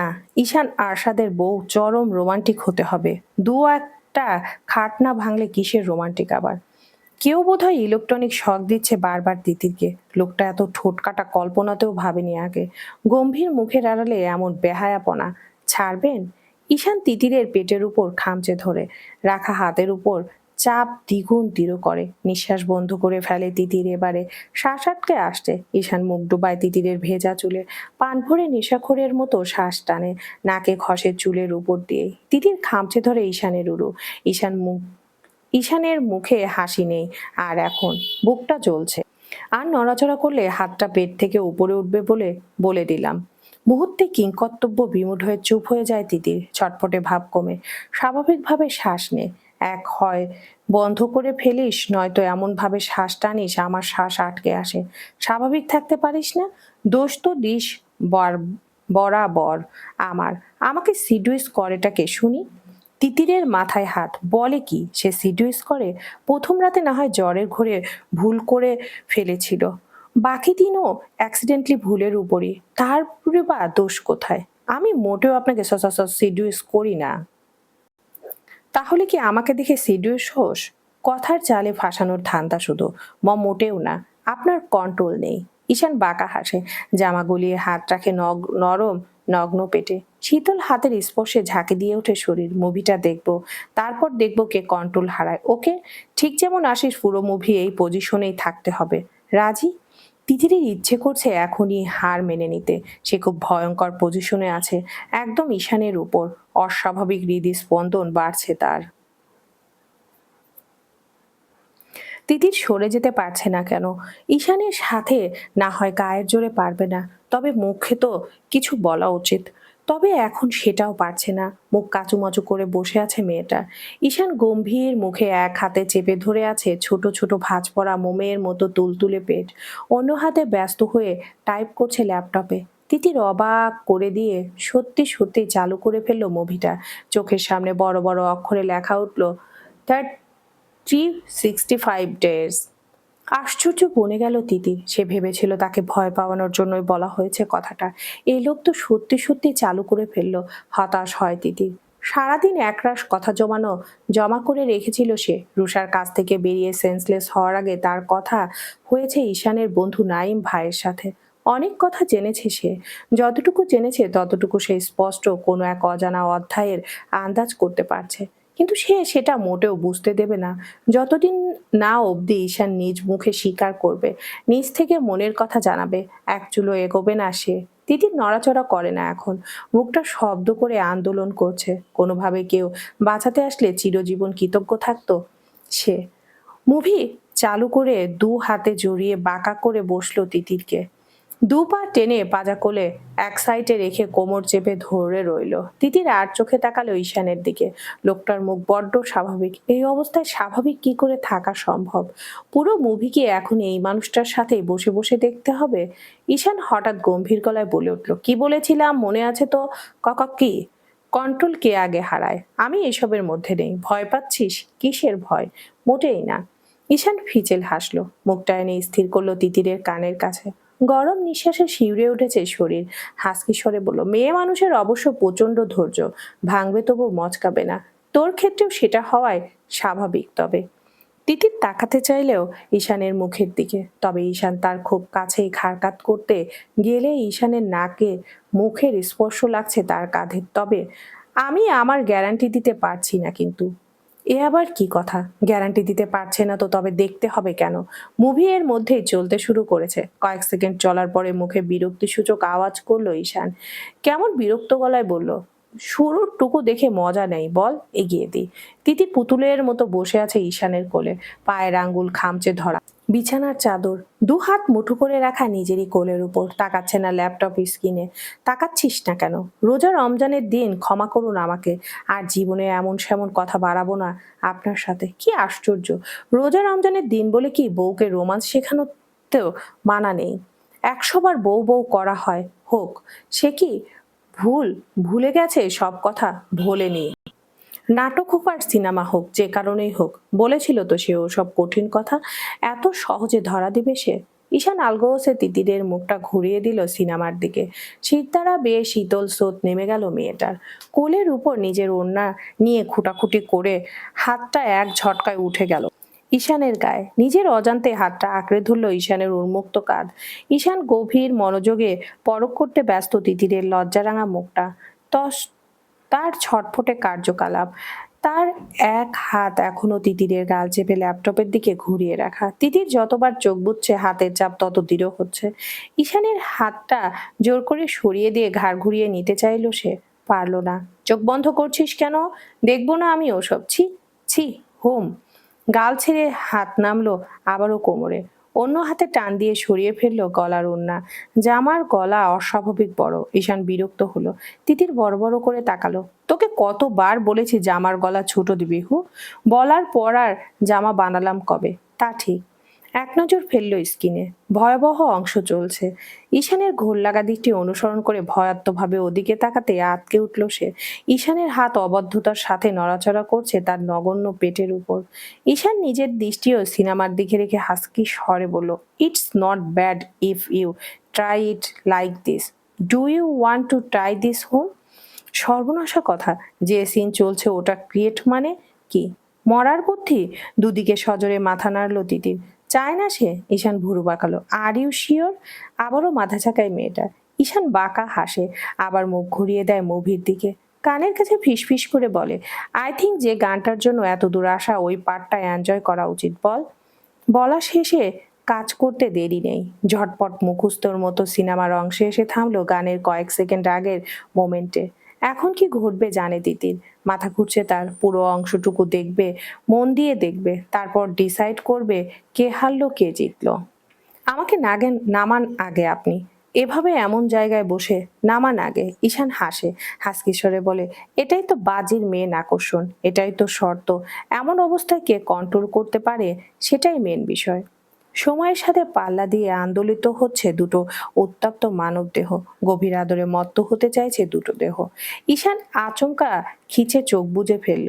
দাঁত কামড়ে ধরল নিচের ঠোঁট। তিতিরের বড় বড় নখ এর মধ্যে দাবিয়ে দিয়েছে তার উন্মুক্ত ঘাড়ে। স্বাভাবিকভাবে এই দ্রুত চলছে শ্বাস প্রশ্বাস দুজনেরই। তিতির এলোমেলো দৃষ্টি লুকাতে ব্যস্ত। ঈশানের নজরে পড়তেই রুহু কাঁপে তার। সেই দৃষ্টি, এই দৃষ্টি খুন করে তাকে। তিতির এবার ধাক্কা দিয়ে উল্টো দিল ল্যাপটপ। ঈশান বাধা দিল না, তবে তিতিরকে সরতে দিল না। তিতিরের খেয়াল হলো খামচে ধরে রাখা ঈশানের কাঁধের দিকে। হা হয়ে গেল সে, রক্ত গড়াচ্ছে। ব্যস্ত হয়ে মুখ খুলতে গেলে সে ওখানটায় ইশারা করে। তার আগেই নরম ওষ্ঠজোড়া দখলে গেল ঈশানের। ভেজা ছোট একটা চুমু দিয়ে থামলো সে। কোমরে খামচে ধরা হাত দিয়ে জামার ভেতরে অবাধ্যতা শুরু করেছে। আর ইউ শিওর কিছু ট্রাই করতে চাস না? চাই না। ঈশান হাতের মধ্যে আধ ভেজা চুলগুলো পেঁচিয়ে নেয়। মুখ ছুঁই ছুঁই তিতিরের মুখ। শিওর হো? থিল চাস না? মাথা নাড়ে তিতির, ঠোঁটে ঠোঁট কামড়ে রাখে। মুখটা লাল হয়ে গেছে একদম। ঈশান নাক ঘষে মেয়েটার কণ্ঠদেশে। আবেশে বন্ধ হয় চোখ জোড়া। ঈশান ভেজা চুমু খায় সেখানটায়। কামড়ে ভরিয়ে দেয় জায়গাটা। মুহূর্তে লাল টকটকে হয়ে ওঠে। ঝিরিঝিরি রক্তের ফোঁটা ফোঁটা বেরিয়ে গেছে। ব্যথায় বারবার মৃদু চিৎকার দিচ্ছে সে। তোর শরীর তো অন্য কিছু বলছে। ঈশানের কণ্ঠে চমকে ওঠে তিতির। ঈশানের কামুক দৃষ্টি খেই হারাচ্ছে নিজের উপর। বলুক আমি মুখে স্বীকৃতি দিয়েছি কি? দেইনি তো। ঈশান বেড সাইড টেবিল থেকে আচমকা কিছু একটা বের করে ঝনঝন শব্দে চোখ বড় বড় করে তাকায় সে। হতভম্ব হয়। অস্পষ্ট সুরে বলে ওঠে, হ্যান্ড কাপ। ঈশানের হাতে তখন হ্যান্ডকাপটা ঘোরাচ্ছে আঙ্গুলের সাহায্যে। এমন অসহায় অবস্থায় ভীষণ কান্না পেল আজকে। পুরুষ মানুষের জোরের উপর নারী কোনো কেন অসহায়? সে যখন সম্মতি দিচ্ছে না, এত জোর কিসের? কেন দেখাবে? খাতা কলমে বৈধতা আছে, সমাজ আইন স্বীকৃতি দিয়েছে বলে, ধর্মে হালাল হয়েছে বলে। তাহলে মনের হিসাব মানা হবে না কেন? মনের হিসাব সে চায় না ঈশানকে এখন। যে পুরুষ এখনো তাকে স্ত্রীর স্বীকৃতি দেয় না, ভালোবাসে না, বারবার শুধু দেহের চাহিদায় কাছে টানে তাকে, এমন কেন হবে? আমি চাই না, ছেড়ে দিন আমাকে, তোর শরীর চাই। তাহলে তোর চাওয়া হলো না সেটা? আমি চাই না। বসে আছিস তো আমার কোলে, আমি টের পাচ্ছি তোর চাওয়া। আমার চাওয়া টের পাচ্ছিস না? কিছু একটা অনুভব করতে গা হিম হয়ে গেল তার। শরীরটা ঝাঁকি দিয়ে উঠল। ক্যান ইউ ফিল ইট হো? তিতির জবাব দেয় না। সত্যি বলতে সব দিক ভেবে দেখলে এই মুহূর্তটা শুধুমাত্র তাকে দুর্বল করা। রোজ রোজ তার উপর এক অত্যাচার কেন করা হবে? আমি কিচ্ছু ফিল করতে চাচ্ছি না ঈশান ভাই, দয়া করে যেতে দিন আমাকে। ঈশানের মুখ গম্ভীর হলো। কোমর উঁচু করে ওকে নামালো কোল থেকে। বিছানায় বসা মাত্র ওড়না টেনে গলায় জড়িয়ে ফেললো সে। শরীর কাঁপছে। ঈশান এক নজর তাকালো নিজের কোলের দিকে। সেদিকে তিতিরও তাকালো। হতভম্ব হয়ে গেল। দ্রুত বিছানা থেকে নামতে উদ্যত হতে আবার খোঁচা খোঁচা দাড়ির ছোঁয়া পেল কাঁধে। চাচ্ছিস তো আমাকে, বাধা কোথায় হুম? তিতির নিজের ছন্নছাড়া দৃষ্টি সামলালো, তোতলালো গলায় বলল, আর একদিন জোর জবরদস্তি করলে কেস করব আমি আপনার নামে। শব্দ করে হাসতে ইচ্ছে হলো তিতিরের কথায়। বলতে ইচ্ছে হলো সেটা কেসটা কোনো থানায় নেবে তো। মুখে বলল, কি বলবি কোর্টে? আপনি আমাকে আপনি আমাকে। ঈশান গড়ার স্বর খাদে নামিয়ে হাসকি স্বরে বলে, আমি তোকে আদর করতে চাই শুধু। লজ্জায় শরীর কাঁপে তিতিরের। কি অবলীলায় লোকটা কথাগুলো বলে দিল। এক ফোঁটা লজ্জা থাকলে হয়। মুখ বাঁকিয়ে বলে, অশ্লীল। ঈশান আঙ্গুলের উল্টো সাইডে তিতিরের গাল স্পর্শ করলো, ধীরে ধীরে স্লাইড করছে সেখানটায়। তিতির বুঝ বিছানার চাদর খামচে বসে রয়। ঈশান এবার একই স্বরে বলে, স্বামীর আদর যদি তোর মতো সব নারীর অশ্লীল লাগতো তাহলে দেশের জনসংখ্যা কবে বিলুপ্ত হয়ে যেত, ডাইনোসরের মতো। আশ্চর্য কথাবার্তা। ডাইনোসররা কি স্বামী ডাইনোসরের আদরের অভাবে বিলুপ্ত হয়েছে নাকি? লজিক্যাল যুক্তি। বিলুপ্ত হয়ে যেতাম তাও ভালো, তবুও আপনার মতো ডাইনোসরের সাথে এক মুহূর্ত নয়। ঈশানের হাতের আঙ্গুল এখন এসে ঠাঁই নিয়েছে তিতিরের রক্তিম ওষ্ঠজোড়ার ওপর। ক্রমাগত উল্টে পাল্টে দলিত মথিত হচ্ছে। ঈশানের আঙ্গুলের চাপে হাঁপাচ্ছে মেয়েটা। বুকের উঠানামা ভীষণ আবেদনময়ের মতো দৃশ্যমান। একবার আদর করতে দে, তারপর দেখবো এই সেম কথায় স্থির থাকতে পারিস নাকি তুই। আমি এ জীবন দিব্যি কাটিয়ে দিতে পারবো আপনার আদর ছাড়া। ঈশান ফিসেল হাসে। সেটা তো এখনো করিনি বলে মনে হচ্ছে, তবুও দরকার নেই আমার। ঈশান মুখ সিরিয়াস করে গম্ভীর গলায় বলে, আমি অত সাধু সন্ন্যাসী হতে পারবো না। আমার লাগবে বউ, বউকে আদর করব আমি। যত দ্রুত মনকে মানিয়ে নিবি তত ভালো, না হলে আর কি, বেঁধে ফেলা ছাড়া উপায় নেই। ঈশান শেষ কথাগুলো বলল নিজের হাতের হ্যান্ডকাপগুলোর দিকে তাকিয়ে। আতঙ্কিত হলো তিতির। মানে কি বেঁধে ফেলবে মানে? এর আগে অন্য একটা মুভিতে দেখেছিল। সর্বনাশ। ও ওই হ্যান্ডকাপগুলো কি? ঈশানের নিজের হাতের দিকে তাকিয়ে উল্টে পাল্টে পরখ করে জিনিসটা, মাথা নাড়ে বিজ্ঞের মতো। তোকে বাঁধার জন্য। এখন ভেবে দেখ, আদরের সময় আমাকে খামচে ধরে একটু হলেও শোধ তুলতে চাস, নাকি বন্দি হয়ে তোকে আদর করার পুরো স্বাধীনতাটাই আমাকে দিতে চাস? দুটোই আমি এনজয় করব। Choice is your. ভাব ভাব। মেজাজ খারাপ হচ্ছে তিতিরের। সবকিছু ভয়, জোর, অশান্তি। ভালোবাসা কোথায় এখানে? দুজনের মন রয়েছে এদিক সেদিকে, একসাথে হচ্ছে না। অথচ শরীর একসাথে করতে উঠে পড়ে লাগার মানে কি? আমি কোনোভাবেই নিজেকে সমর্পণ করব না। ইতিমধ্যে চাচ্ছিস তুই, আপনার কল্পনায়। এখনো চাচ্ছিস, তোর চোখ জোড়া বলে দিচ্ছে। বাধা কোথায় তাহলে? তিতির অবাক হলো বোধহয় খানিকটা। বাধা কোথায় জানে না সে। বাধা শুধু গোটা দেয়াল খাড়া করা তাদের সামনে। আর বাধা দেখতে পারছে না। তিতির নিজের শরীরের তোড়পাড় বেশ সামলে নিয়েছে। পেটের উপর ঈশানের হাত জোড়া দুহাতে সরালো। শরীরের ক্ষুধায় আমরা অনেক ভুলই করে ফেলি ঈশান ভাই, তখন টের পাই না। এই মুহূর্তে আমার বা আপনার দুজনেরই শরীর সেই ভুলের ইশারা করছে। যে মুহূর্তে আমরা তাতে সায় দেব, শরীরের কথা শুনবো, মস্তিষ্কের যুক্তি না মেনে, দেখবেন বেহায়া শরীরটা ক্ষুধা মিটে যাওয়ায় মাত্রই আপনার বেহায়া মনটা মস্তিষ্ককে দায়ী করবে ঘটিয়ে ফেলা ভুলের জন্য। ঈশান বাকরুদ্ধ হয়ে শুনল তিতিরের কথা। মেয়েটা সবেতে শরীর টেনে আনছে কেন? সেদিন রাতে ওকে যে সে বলল তিতির প্রথম নারী যাকে ঈশান ছুঁয়েছে, বিশ্বাস করেনি মেয়েটা। ঈশানের মুখ কঠিন হয়। আমাকে ভালোবাসিস তুই? তিতির এক পলক তাকায় ঈশানের দিকে, কেমন একটা হাসে। কি এসে যায় তাতে? এসে যায় বল, বুঝি না, বাসি হয়তো বা বাসি না। ঈশানের মুখ জুড়ে কাঠিন্য ফুটে উঠেছে। নিজের সিদ্ধান্তের উপর অটল না। আগে ছিলাম, এখন নই। রাহাত নামের ওই ছেলেকে ভালোবাসিস? বাসা উচিত ছিল, ভুল হয়ে গেছে না বেশে। ঈশান চুপ করে স্থির তাকিয়ে থাকে তিতিরের দিকে। দুজনের মধ্যে এতক্ষণ উপচে পড়া উত্তেজনায় ভাটি পড়েছে। তিতির উঠে দাঁড়ায় বিছানা থেকে, টেনে টুনে জামা কাপড় ঠিক করে ঘাড় ঘুরিয়ে বাঁকা গলায় বলে, একই প্রশ্ন আমিও করি তাহলে। ভালোবাসেন আমাকে? ঈশান থমকায়। বুকটা ধুকপুক করে উঠল তার। মুখটা কেমন থমথমে হলো। সামান্য প্রশ্নের জবাবে এত দ্বিধা। বাসেন আমাকে ভালো? ঈশান নিজে উঠে দাঁড়ায় বিছানার থেকে। চেয়ারের উপর থেকে কালো টি শার্ট এক ঝটকায় গায়ে জড়ায়। ভারী গলায় বলে, এখনো না বোধ হয়। বুকের ভেতরটা জ্বলে যায় তিতিরের। মলিন হাসে, হাসিতে স্পষ্ট বিদ্রুপের ছাপ। রুষাকে ভালোবাসেন? না। ভালোবাসা ভুলে গেলেন এত সহজে? I never loved her. ফোঁস করে দীর্ঘশ্বাস ফেলে তিতির। এত এত দ্বিধাদ্বন্দ্বের ভিড়ে অসহ্যকর অনুভূতির মধ্যে থাকে সে সবসময়। গভীরভাবে ছুঁয়েছেন ওকে কখনো? তিতিরের প্রশ্নে ঈশানের মেজাজ হারায়। আমি একবারও বলেছি ওকে গভীরভাবে ছুঁয়েছি আমি? বিয়ের রাতে বলেছিলাম, আমি বলেছিলাম আমি ওর সাথে ফিজিক্যালি ইন্টিমেন্ট হয়েছি, বলেছিলাম এইভাবে স্পষ্ট করে। গা শিউরে হয়ে ওঠ গা শিউরে ওঠে মেয়েটার, গা গরম হয় লজ্জায়। ঈশান ভাই। ঘুরে দাঁড়ায় তিতির, মুখোমুখি হয় ঈশানের। গম্ভীর গলায় বলে, আমাদের বিয়ের আজ 6 দিন সবে, আর 10টা স্বাভাবিক বিবাহিত দম্পতির মতো সবটা শুরু হয়নি আমাদের। আমি আপনাকে আজকে দিয়ে এক ঘরে ছিলাম 3 দিন। দুর্ভাগ্যবশত 3 দিনই আমি আপনি। খানিক থামে তিতির, কেমন অস্বস্তি হচ্ছে। তুই আমি, আমি আপনি আমাদের নিজেদের কথাই রাখিনি। প্রথম রাতে আপনি মুক্তি দিতে চাইলেন নিজ ইচ্ছায়, আমারও আপত্তি নেই। অন্য নারীর ছোঁয়া পুরুষ আমার প্রয়োজন নেই। সারা জীবন কুমারী থেকে যাব। আমি যেমন আমার স্বামী তেমন না হলে আমার খুব সমস্যা।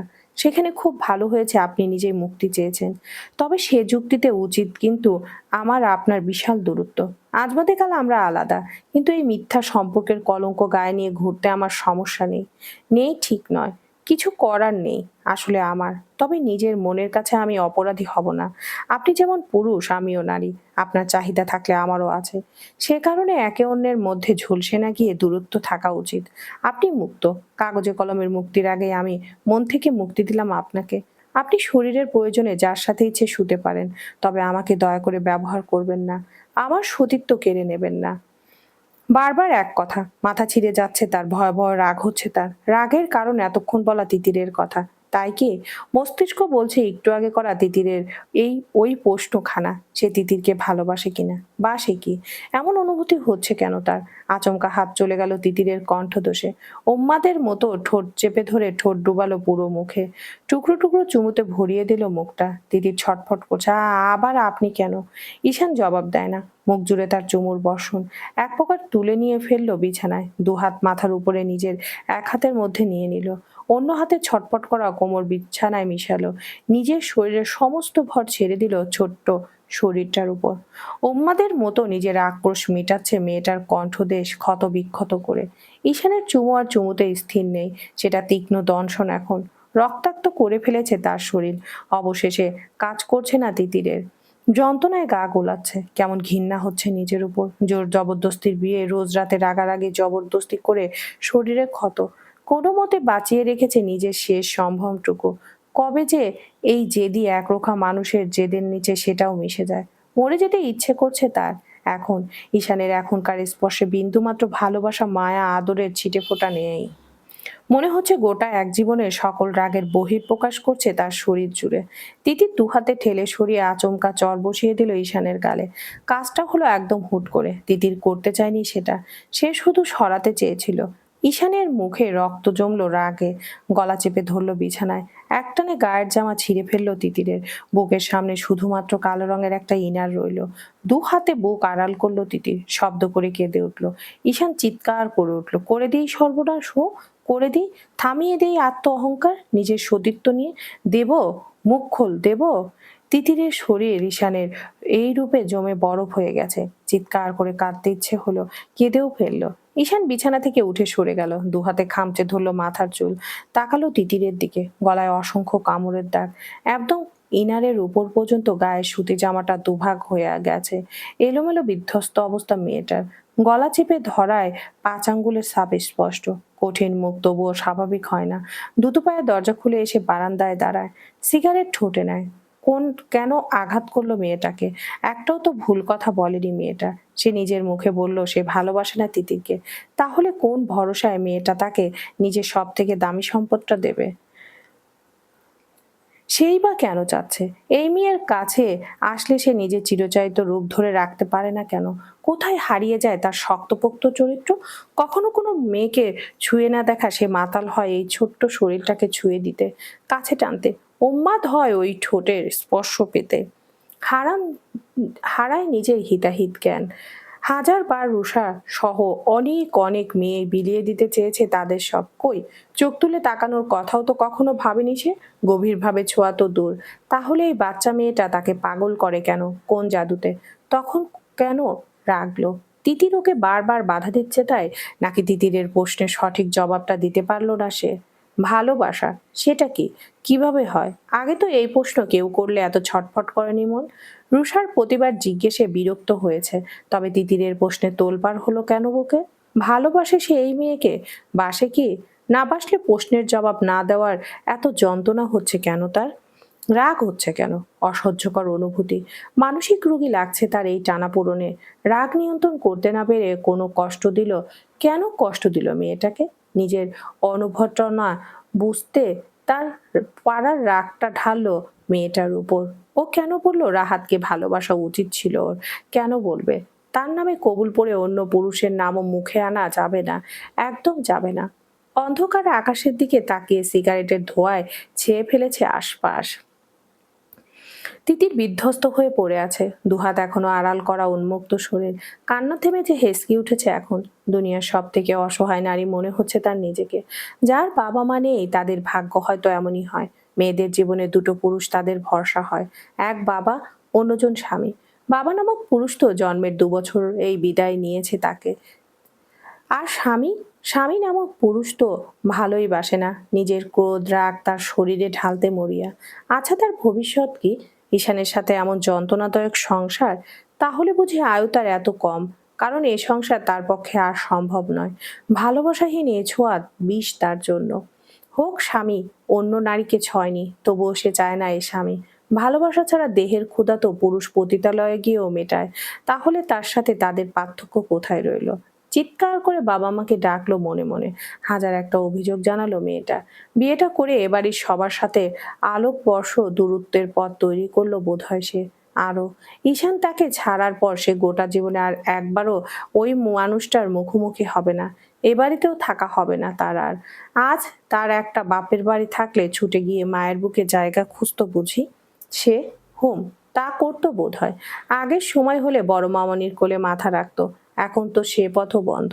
তার নানু কত খুশি তাদের বিয়েতে, অথচ বন্ধ ঘরের ভিতরে ক্রমাগত নিজেদের সাথে লড়াই করছে তারা। ভালোবাসার নাটক করা যায় বুঝি? কতদিনে যন্ত্রণার আয়ু, তার আয়ু বা আর কতদিন? বড্ড জানতে ইচ্ছে করছে তিতিরের। ঘাড় বাঁকিয়ে দেখলো ঈশানকে, একটার পর একটা সিগারেট টানছে। তিতির হাসলো, শরীরকে ঠান্ডা করতে না পারার আক্ষেপ বুঝি। এবার ইচ্ছে হচ্ছে ঈশানকে ডেকে তার ইচ্ছেটা পূরণ করে দিয়ে সকাল হওয়ার আগেই নিখোঁজ হয়ে যেতে, গোটা জীবনের মতো। জোরে জোরে হাঁ করে শ্বাস নেয় সে। সব কেমন ঘুরছে, দুর্বল লাগছে শরীর। এক হাতে বুকে রেখে অন্য হাতের কুনোয় ভর করে উঠে বসলো। ওড়নাটা নিয়ে গায়ে জড়ালো। মাথা ভারী লাগছে তার। ঈশান ভুলেও পেছনে তাকাচ্ছে না। তার উপর খুব রেগে আছে বুঝি। শরীর দিলে সব ঠিক থাকতো হয়তো। আচমকা কিছু একটা গড়িয়ে পড়লো কোলের উপর। নাকের কাছে ঠান্ডা অনুভব করতে হাত ছোঁয়ালো সেখানে। কাঁপা কাঁপা হাত ধরলো সামনে, টকটকে লাল রক্ত। আঁতকে উঠল তিতির। হাতের উল্টো পিঠে দ্রুত মুছতেই চাইলো, উহু, গলগল করে গড়িয়ে পড়ছে রক্ত। ঝিমঝিম করা শরীর নিয়ে উঠে দাঁড়ালো সে। ছেঁড়া জামাটা গায়ে কোনো মতো ধরলো, উপরে ওড়না পেঁচালো। কম্পিত পায়ে বের হওয়ার জন্য এগোলো দরজার কাছে। এক হাতে নাক চাপা দেওয়া, ব্যস্ত চোখে খেয়াল করলো ঈশানের নজর পড়ে কিনা। ঈশান সিগারেটে মগ্ন। দরজার দিকে তাকালো, উপরের সিটকিনিটা লক। এক হাতের চেষ্টায় সম্ভব না খোলা। দু হাতে অনেক কসরত করে খুলে ফেললো দরজাটা। মাথা বাড়িয়ে বাড়ির বাকিদের পরখ করলো। দেখা গেল না কাউকে। নিজের ঘরে ঢুকে গেল সে। অতি সাবধানে কল করলো নিশিকে। নিশি নুরি এক প্রকার ছুটে এসেছে বোনের কাছে। এর আগে দুবার এমন হয়েছিল মেয়েটার। অতিরিক্ত মানসিক চাপের ফল এটা। প্রায় 2 ঘন্টা 2 পরে ঘরের মধ্যে প্রবেশ করলো ঈশান। এই অবধি পুরো 1 প্যাকেট সিগারেট শেষ করে এসেছে সে। ঘরের মধ্যে দেখা গেল না তিতিরকে। দরজা খোলা, তবে সেদিকে তাকাতেই আঁতকে উঠল সে। দ্রুত এগিয়ে পরখ করলো গোটা মেঝে, বিছানার কাছ থেকে দরজা অবধি ফোঁটা ফোঁটা অজস্র রক্ত। ঈশান স্তব্ধ হলো। তিতিরকে করা আঘাতের কথা মাথায় আসতেই শূন্য হলো মস্তিষ্ক। দরজা খুলে দ্রুত এসে দাঁড়ালো তিতিরের বন্ধ দরজার সামনে। ব্যস্ত হাতে ধাক্কা দিল ভিতর থেকে লক। তিতির, তিতির খোল বলছি, ভেঙে ঢুকবো না, না হলে। তিতির। দরজা খুলে গেল। নিশি দাঁড়ানো, মুখটা অন্যরকম লাগছে। কিছু বলবে ভাইয়া? ঈশান অবাক হয় নিশির কণ্ঠে। কঠিন গলায় বলে, তিতির কোথায়? ঘুমায়। এক প্রকার চিৎকার করে ওঠার ঈশান। আমাকে না বলে এ রুমে আসার অনুমতি কে দিল ওকে? নিশি এদিক ওদিক তাকালো, কেউ আছে কিনা খেয়াল করলো।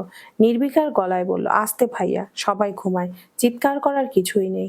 নিশির গলায় আজ অচেনা লাগছে ঈশানের। সর, ভিতরে যাব, নিজের রুমে যা। ঈশান মোটেও সরল না, বরং দরজা আটকানোর জন্য ধরে দাঁড়ালো। ভাইকে ভাবলেশীন গলায় বলল, ওর ঘুম দরকার, পরে একসময় কথা বলে নিও। ঈশান চূড়ান্ত অবাক হয় বোনের ব্যবহারে। তার বউ, অথচ তাকে দেখা করতে দেওয়া হচ্ছে না। বলা হচ্ছে পরে এক সময়। মানে কি? ধমক দিয়ে কিছু বলতে যাবে, প্রায় সাথে সাথে সিঁড়ি ভেঙে ব্যস্ত পায়ে ছুটে এলো নয়ন, হাতে ব্যাগ ট্যাগ। ঈশানকে দেখে থমকালেও সেটার সময় বেশিক্ষণ স্থায়ী হলো না। এই প্রথম ঈশানকে নয়ন বুঝে এমন ইগনোর করলো। তাকে টেনে ভেতরে গেল, নিশিকে ব্যগ্র গলায় তাড়া দিল, ইঞ্জেকশনটা দিবি তো নাকি? নিশির খেয়াল হতেই ছুটলো সেদিকে। তুমি দাও ভাইয়া, আমার হাতটা শক্ত করে ধরি। ঈশান অবাক দৃষ্টিতে দেখছে সবটা। নয়ন খুব সময় নিয়ে রগে প্রবেশ করালো সুচ, সাথে সাথে ঝাঁকি দিয়ে উঠল তিতির। দু হাতে চেপে ধরে রইল নিশি আর নুরি। চোখ উল্টে আসছে মেয়েটার। ঈশানের শরীর ভারসাম্য হারালো, পিছিয়ে এসে ঠেকলো দেয়ালে। নয়ন প্রায় 2 মিনিট সময় নিয়ে পোষ করলো সেই ইঞ্জেকশন। তিতির শান্ত হলো আরো মিনিট পাঁচেক পরে। নয়ন নুরিকে ভালো করে তিতিরকে ধরতে বলে নিজে এগিয়ে এলো ভাইয়ের দিকে, গম্ভীর গলায় বলল, ওকে মানসিক ট্রমা দিবে না দয়া করে, সম্পূর্ণ নিষেধ ওর জন্য। প্রায় 15 বছর পর এমন হলো আবার, কি পরিমাণ মানসিক চাপে। যাই হোক, ও এখনই থাকুক এখানেই, তুমি ঘরে যাও। ঈশান জবাব দিতে পারে না, কেমন অবশ লাগছে শরীরটা। তবে নয়নের কথার ধরন ওর পছন্দ হলো না তার। শি ইজ মাই ওয়াইফ, ওর দিকটা দেখার দায়িত্ব আমার। আমরা ওর পরিবার ভাইয়া, তুমি একা ওর সব নও, হতে পারো না। বিয়ের পর স্বামী সব হয় না, হয় হয়তো, তবে মনির ক্ষেত্রে সেটা হয়তো নয়। হলে আজ ওর এই অবস্থা হতো না। ঈশানের হাত মুঠো হয়ে আসে, নুরিয়া আতঙ্কিত হয়। নয়নের মনের কথা সে জানে, কোনো রকমে উত্তেজিত হয়ে মুখ ফুসকে এমন সেমন কিছু বলে দিলে সর্বনাশ হয়ে যাবে একেবারে। ঈশান তপ্ত দৃষ্টিতে তাকালো নয়নের দিকে। ভুলে যাস না কার সামনে দাঁড়িয়ে কথা বলছিস। ভুলিনি, আর ভুলিনি বলেই কিছু করিনি আমি। ঈশানের হাত উঠে গেল নয়নের শার্টের কলারে, ছুটে এলো নুরি। দুই ভাইকে আটকাতে শেষমেশ দেওয়ান বাড়ির ছেলেরা নিজেদের মধ্যে মারামারি করবে নাকি? বাড়ির কেউ জানলে সর্বনাশ ঘটবে একেবারে। ঈশানকে আগে সরিয়ে আনলো সে। ঈশানের শরীর কাঁপছে রাগে, নয়ন চোখে মুখে সেটা নেই। ভাইয়ের মুখে মুখে দু একটা কথা বললেও এর চেয়ে বেশি বেয়াদবি তার দ্বারা করা সম্ভব নয়। নিশিও ধীরে সুস্থে উঠে এসে দাঁড়ালো ভাইয়ের সামনে, ধীর গলায় বলল, গলার কাছটা দাগ হয়ে আছে ভাইয়া, গলা টিপে ধরেছিলে নিশ্চয়ই। ঈশানের রাগ নিমিষেই গলে গেল, করুণ চোখে তাকালো তিতিরের দিকে। জবাব দিল না। নিশি দীর্ঘশ্বাস ফেলে বলল, মেয়েটার শরীর ভালো না কয়েকদিন হলো, আর রাগারাগি না করলে হয় না। ভালো হয়তো বাসো না, কিন্তু মেয়েটা ছোট ভাইয়া, ওর দোষ নেই। বিয়েটা দিদার জোড়াজুড়িতেই হয়েছে, ও রাজি হয়েছে একই কারণে। দুজনেই ভুক্তভোগী তোমরা। তারপরে ওর মনে তুমি কিভাবে জায়গা করে নিয়েছো জানি না। জ্ঞান হারানোর আগ পর্যন্ত তুমি কেন ভালোবাসলে না সেই আক্ষেপেই ব্যস্ত ছিল মেয়েটা। ভালো নাই বাসলে মুক্তি নাকি দিতে চেয়েছো? ততদিন অন্তত যন্ত্রটা দিও না ওকে। ঈশান একটা শব্দ উচ্চারণ করে না, থরথর করে কাঁপা শরীর নিয়ে ধীরে পায়ে বেরিয়ে আসে ঘর থেকে। নিশির চোখের পানি গড়িয়ে পড়ে টপ টপ করে। ভাইয়ার সাথে এমন গলায় কখনো কথা বলেনি সে। নয়নেরও একই অবস্থা। ইচ্ছে হচ্ছে ছুটে গিয়ে ভাইয়ের পা ধরে মাপ চাইতে। তিনজনই দীর্ঘশ্বাস ফেলল।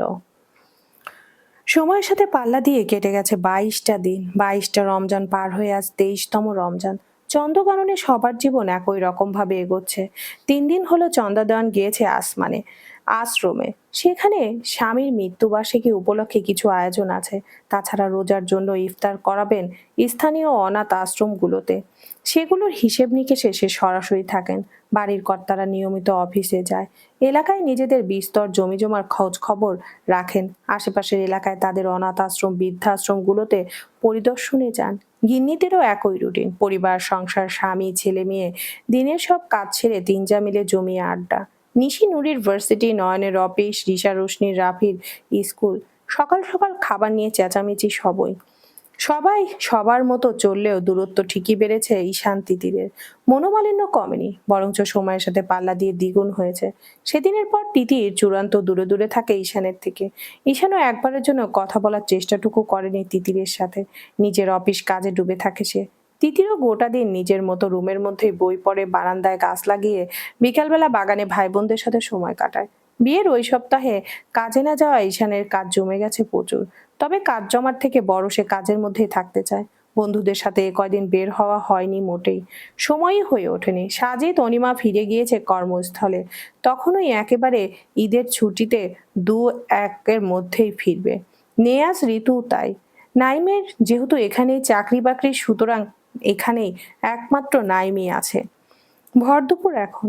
আজকে বেশ গরম পড়েছে, টানা কয়েকদিন হলো বৃষ্টির দেখা নেই। প্রকৃতি ভ্যাপসা হয়ে আছে এক প্রকার। শাওয়ার নিয়ে নামাজ সেরে বিছানায় গা এলিয়ে আছে তিতির, চুল শুকাচ্ছে। তোমার আসার কথা, মেয়েটা আসার নামগন্ধও নেই। সেদিনের পর থেকে ভুলেও ঈশানের রুমে যায়নি সে, নিজের রুমেই থাকে। যতবার তার মামালিরা তাকে রুমে দেখে ততবার কড়া গলায় আদেশ ছোড়েন ঈশানের রুমে যেতে। তিতির খুব সুন্দর মতো ম্যানেজ করে নিয়েছে তাদের। বলেছে ঈশান দিনে বাড়িতে থাকে না, একা একা তার ওই ঘরটায় মন বসে না। তাছাড়া নিজের রুমে তার পাখি দুটো আছে, ঈশান তো আর তার রুমে সেটাও অ্যালাউ করবে না। সুতরাং দিনটা এ ঘরেই কাটে তার। গিন্নিরা অবশ্য মনে মনে খুশি হয়, হাসে মিটিমিটি। স্বামী ছাড়া স্ত্রী ঘরে ফাঁকা ফাঁকা লাগবেই, একা একা লাগবেই, সেটাই তো স্বাভাবিক। তবে রাতের বিষয়টা ম্যানেজ করে নিয়েছে সে। সন্ধ্যার পরপরই ইফতার সেরে বেশিরভাগ সময়ই বাড়ির সবার সাথে কাটায়। এবারের বড়দের সবার রুম নিচতলাতে, এবং সকাল সকালই ঘুমাতে যায় তারা 10:30টার মধ্যে। দু একদিন সর্বোচ্চ 11টা বাজে আর কি। সুতরাং তারপরে উপরে এসে সে কোন রুমে গেল সেটা কেউই খেয়াল করে না। অন্য রুমে যাওয়ার সন্দেহ জাগে না মনে।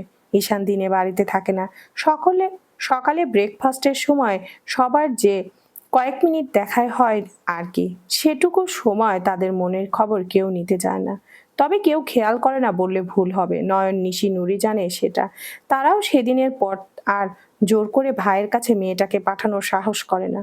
ঈদের আর বাকি 6 দিন। নিশি, নুরির ভার্সিটি বন্ধ হবে আজকেই। ওরা সকাল সকাল বেরিয়েছে ভার্সিটিতে।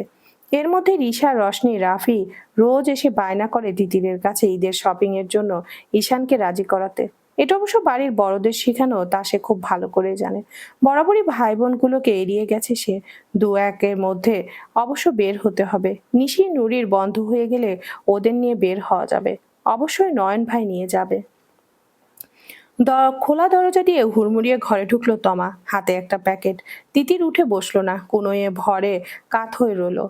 ভুরু উছালো তমার দিকে। তমা এসে বিছানায় পা তুলে, কি ওতে? তোর আর ভাইয়ার জন্য ঈদের গিফট। তিতির খুশি হলো কি বোঝা গেল না। তমার হাত থেকে ব্যাগ দুটো নিয়ে নিজের প্যাকেটে উকি দিল। উঠে বস, বের কর। পিঙ্কির শাড়িখানা, খুব সুন্দর একটা শিফনের শাড়ি, বেশ দামি। তুই টাকা পেলি কোথায় হুম? আমার জমানো টাকা। তিতির ভুরু কুচকায়। আমি গিফট চেয়েছি? কেন অযথা টাকা খরচ করিস? তমা গিয়ে আগলে ধরে বোনকে। শুকনো চুমু খায় তিতিরের নরম গালে। তুই যে আমাকে প্রতিবার দিস তার বেলায় হো, এটা তোদের বিয়ে প্লাস ঈদ গিফট। অত কথা শোনাস না তো আমাকে। তিতির হাসে, শাড়িটা খুলে ধরে। তার খুব পছন্দ হয়েছে, খুব খুব খুব সুন্দর। কিন্তু ঈদের দিন আমি আগে এটাই পরবো। তমা ব্যস্ত হয়ে দু হাতে সমানে সামনে তোলে, আর্তনাদ করে ওঠে, না ভাই, মাফি। আগে আমারটা পরে আমাকে ফাঁসির আসামি বানাবেন না দেওয়ান বধূ। আমার ভাইয়ের দেওয়া জিনিসই আগে পরিধান করবেন দয়া করে। তিতিরের মুখে তাচ্ছিল্যের হাসি ফুটে উঠল। বাঁকা গলায় বলল, আপনার ভাইয়ের দেওয়া উপহার সম্ভবত এ জীবনে আমার গায়ে উঠবে না দেওয়ান কন্যা। মুখ বাঁকায় তমা, গম্ভীর গলায় বলে, তোরা দুজনেই অসহ্য, কেউ কাউকে এক চুল ছাড় দিতে রাজি নোস। আমার দোষ?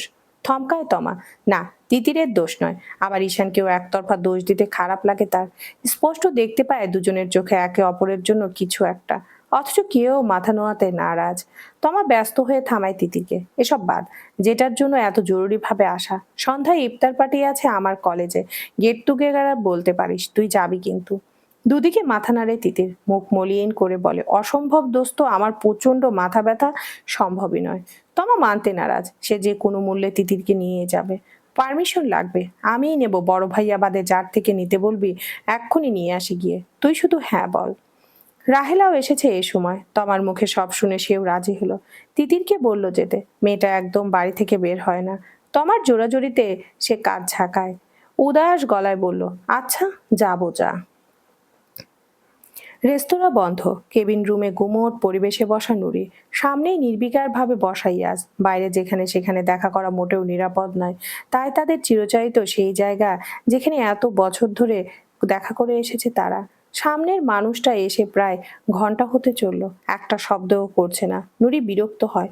তুমি কি চুপ করে থাকার জন্য এতদূর জার্নি করে এসেছো আমার ভার্সিটি মিস দেওয়ালে?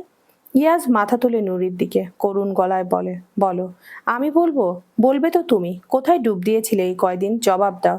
কাজের প্রচন্ড চাপ, তাছাড়া ফ্যামিলি। রুনি রেগে কিছু বলতে গিয়েও বলে না।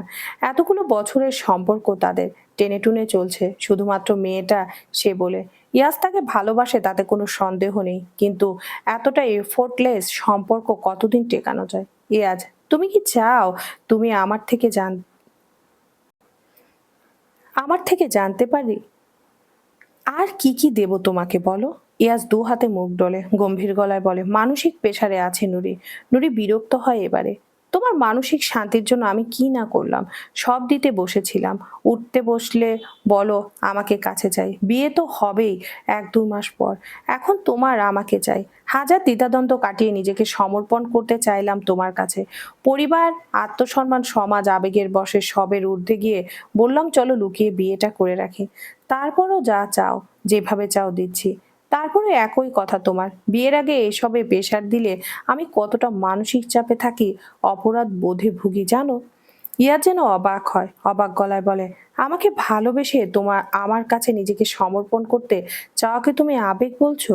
পাপ বলছো? পাপ নয়? বিয়ের আগে এসব পাপ লাগে না তোমার কাছে? ধর্ম মানো না? মানো তো নাকি? তাহলে সেদিন তোমার জোরাজুরিতে যদি যদি শেষ মুহূর্তে বাধা না দিতাম কি হতো ভাবতে পারছো? কথাগুলো বলে থমকায় নুরি। চোখের সামনে ভেসে ওঠে অনাকাঙ্ক্ষিত একটা ঘটনার দৃশ্যপট। ইয়াজের সেদিনের জোর জবরদস্তি কেমন হু হু করে ওঠে নুরির বুকটা। একে একে পরিবারের সবার মুখটা ভাসে চোখের সামনে। উঠে দাঁড়ায় আচমকা। এখানে থাকছো কদিন? 3 দিনের ছুটি। আজ আসি, শরীর খারাপ লাগছে। কাল শেষ দেখা করতে পারবো। আমার ছুটি আজই শেষ। কিছু একটা বলে কাল ম্যানেজ করতে পারবো। ইয়াস কিছু বলার আগে বেরিয়ে আসে নুরি, রিক্সা ডাকে। আজও গাড়ি নিয়ে বাড়ি যাচ্ছে না। ঈশান নিশ্চিত রাগারাগি করবে। হঠাৎ শরীর খারাপ লাগছে তার, কেমন একটা অনুভূতি। সেদিন ঘটে যাওয়া ভুলটা ক্ষতবিক্ষত করে তাকে রোজ। আচ্ছা, সেদিন ওটা ইয়াস না হয়ে অন্য পুরুষ হলে কি বলতো সে? রে রে তাহলে বাধা দেওয়ার পরও ইয়াদ যখন একই কাজ করতে চেয়েছিল, তবুও লোকটাকে ছাড়তে পারছে না কেন সে? ভালোবাসে বলে? ভালোবাসলে মন সকল যুক্তির ঊর্ধ্বে যায় বুঝি? পাপ অন্যায় এরও ঊর্ধ্বে? নুরির শরীর থরথর করে কাঁপে। ইয়াসকে ছাড়ার কথা ভাবতে পারে না সে। এখন তো আরও না। তার সবকিছু যে পুরুষের কাছে সমর্পিত প্রায়। না না, জোর করে সমর্পণের চেষ্টা করানো হয়েছে তাকে। সে ছাড়তে পারছে না। এতগুলো দিনের সম্পর্কের দোহাই দিয়ে ইয়াস তাকে ছুঁয়েছে, জোরপূর্বক ছুঁয়েছে। তবে গভীরভাবে ছোঁয়ার আগেই বোধহয় নুরি বাধা দিয়ে বসে। কোনো মতেই নিজের শেষ সম্বলটুকু হেফাজত করেছিল সে। তবে বিয়ের আগে কোনো পুরুষের ছোঁয়া তার শরীরে, এই পাপের প্রায়শ্চিত্ত কি আজকে বিয়ে করলেই মুছবে? কখনো না। খোদার হিসাবে পাপ এটা, ভয়াবহ পাপ। দীর্ঘশ্বাস ফেলে নুরি। মাঝে মধ্যে মনে হয় মৃত্যু কিন্তু ঢের সহজ। অফিস শেষে বাইক হাঁকিয়ে বাড়ি ফিরছে নাইম। অফিস ছুটি হবে ঈদের একদিন আগে। কালকে সম্ভবত সব বন্ধু বান্ধবরা ছুটিতে চলে আসবে, অথচ তার এখনো ছুটি হওয়ার নামগন্ধ নেই। এবারে সেই যে রোজার 2-1 দিন আগে বৃষ্টি হলো, গোটা রমজান পার হয়ে গেল, আর বৃষ্টির ছোটাফোঁটা নেই। শহরে রেশ কাটিয়ে গ্রামের পথে বাইক ছোটাতে সামনে অতি চেনা একজন চোখে পড়ল। মেন রাস্তা থেকে দক্ষিণে তাদের এলাকার রাস্তায়। আশেপাশে বিস্তর ক্ষেত, পুকুর, কিছু দূর পর পর বিশাল বিশাল বট, অশ্বত্থ গাছের সমারোহ। মনোরম পরিবেশ, পিচ ঢালাই করা পাকা রাস্তা, একটা কার যাওয়ার মতো প্রশস্ত। তবে নুরি এই গরমের মধ্যে হেঁটে যাচ্ছে। এক হাতের সময় দেখলো নাইম, 3:30 বাজে। বাইক চড়ে টেরে এসে দাঁড়ালো নুরির পাশে। আচমকা পাশে গাড়ি আসায় চমকে ছিটকে গেল নুরি। ভয় পেয়েছে মেয়েটা। ধমক দিয়ে কিছু বলতে যাবে, তবে নাইমকে দেখে আটকে গেল গলায়। বড় ভাই আর বন্ধু, বয়সে তার থেকে ঢের বড়। বেয়াদবি করে ফেললে সর্বনাশ। তবে মোটেই খুশি হলো না নাইমকে দেখে। লোকটাকে তার পছন্দ না, এক ফোঁটাও পছন্দ না। অসহ্য লাগে বলতে পারা যায়। নুরি কিছু বলার আগেই শোনা গেল নাইমের গলা, এই রোদের মধ্যে রোজা রেখে হেঁটে যাচ্ছ কেন? গাড়ি কই? মেজাজ খারাপ হয় নুরির। মনে পড়ে এর আগের একদিন লিফট দিয়েছিল এই লোক তাকে। সে সেদিনই ইয়াজের সাথে দেখা করবে বলে ভার্সিটি থেকে দূরে নেমেছিল। লোকটা ঈশানকে বলে দিয়েছিল সে কথা। আজকেও নিশ্চিত একই কাজ করবে। তবে সৌজন্যমূলক হাসি দিয়ে বলে, আমার কিছু কাজ ছিল পার্সোনাল, তাই ভার্সিটি আগে শেষ হওয়ায় বেরিয়ে এসেছি। গাড়ি নিশি আপুকে নিয়ে আসবে। এ নিয়ে আর দ্বিতীয় প্রশ্ন করলো না নাইম। নরম গলায় বলল, গরমের মধ্যে এখনো বেশ খানিকটা পথ, উঠে এসো। নুরি পরেক করলো বাইকটা, বিনয়ের সাথে মাথা নাড়লো। দরকার নেই ভাইয়া, আপনি যান, চলে যেতে পারবো আমি। তোমার ভাইয়ের আদেশ এটা, পারমিশন আছে ওর, এসব ভয় নেই। এই যে সমস্যা, সবাই জানে সে কি পরিমাণ ভয় পায় ঈশানকে। সবাই বোধহয় সেই সুযোগটায় কাজে লাগায়। কিছু হলে ঈশানের কথা তুলতে হবে তার সামনে। তবুও উঠে আসে না সে, আমতা আমতা করতে থাকে, ব্যস্ত হয়ে এদিক। রিকশার খোঁজ করে। নাইম স্থির দৃষ্টিতে দেখছে নুরিকে। মেয়েটার মুখ জুড়ে এত মায়া, এই যে গরমে ঘেমে নিয়ে একাকার হয়ে গেছে মেয়েটা। চোখে হালকা করে লাগানো কাজলটা একটু একটু ছড়িয়ে গেছে। বারবার কপাল কুঁচকে রিকশার জন্য এদিক সেদিক করছে। কি সুন্দর লাগছে তাকে। নাইম কাশে হালকা করে, নুরির মনোযোগ আকর্ষণ করতে আর কি। এই অসময়ে আমাদের এদিকে রিকশা আশা করা একটু বিলাসিতা হলো না?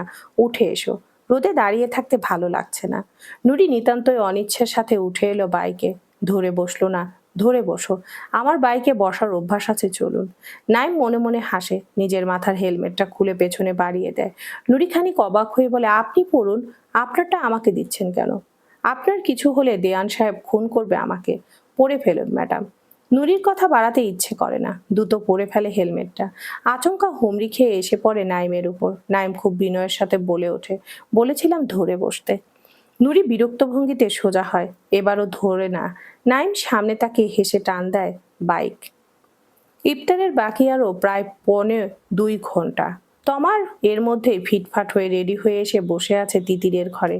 তিতির বড্ড ধীর স্থির হয়ে তৈরি হওয়ার জন্য জামা কাপড় বের করছে। তমার প্রাক্তন কলেজে তাদের বাড়ি থেকে 10 মিনিটের পথ, সর্বোচ্চ 30-45 মিনিট আগে পৌঁছালেই এনাফ। অথচ তমা তার বাড়িতে সেই 3টা থেকে বসে আছে।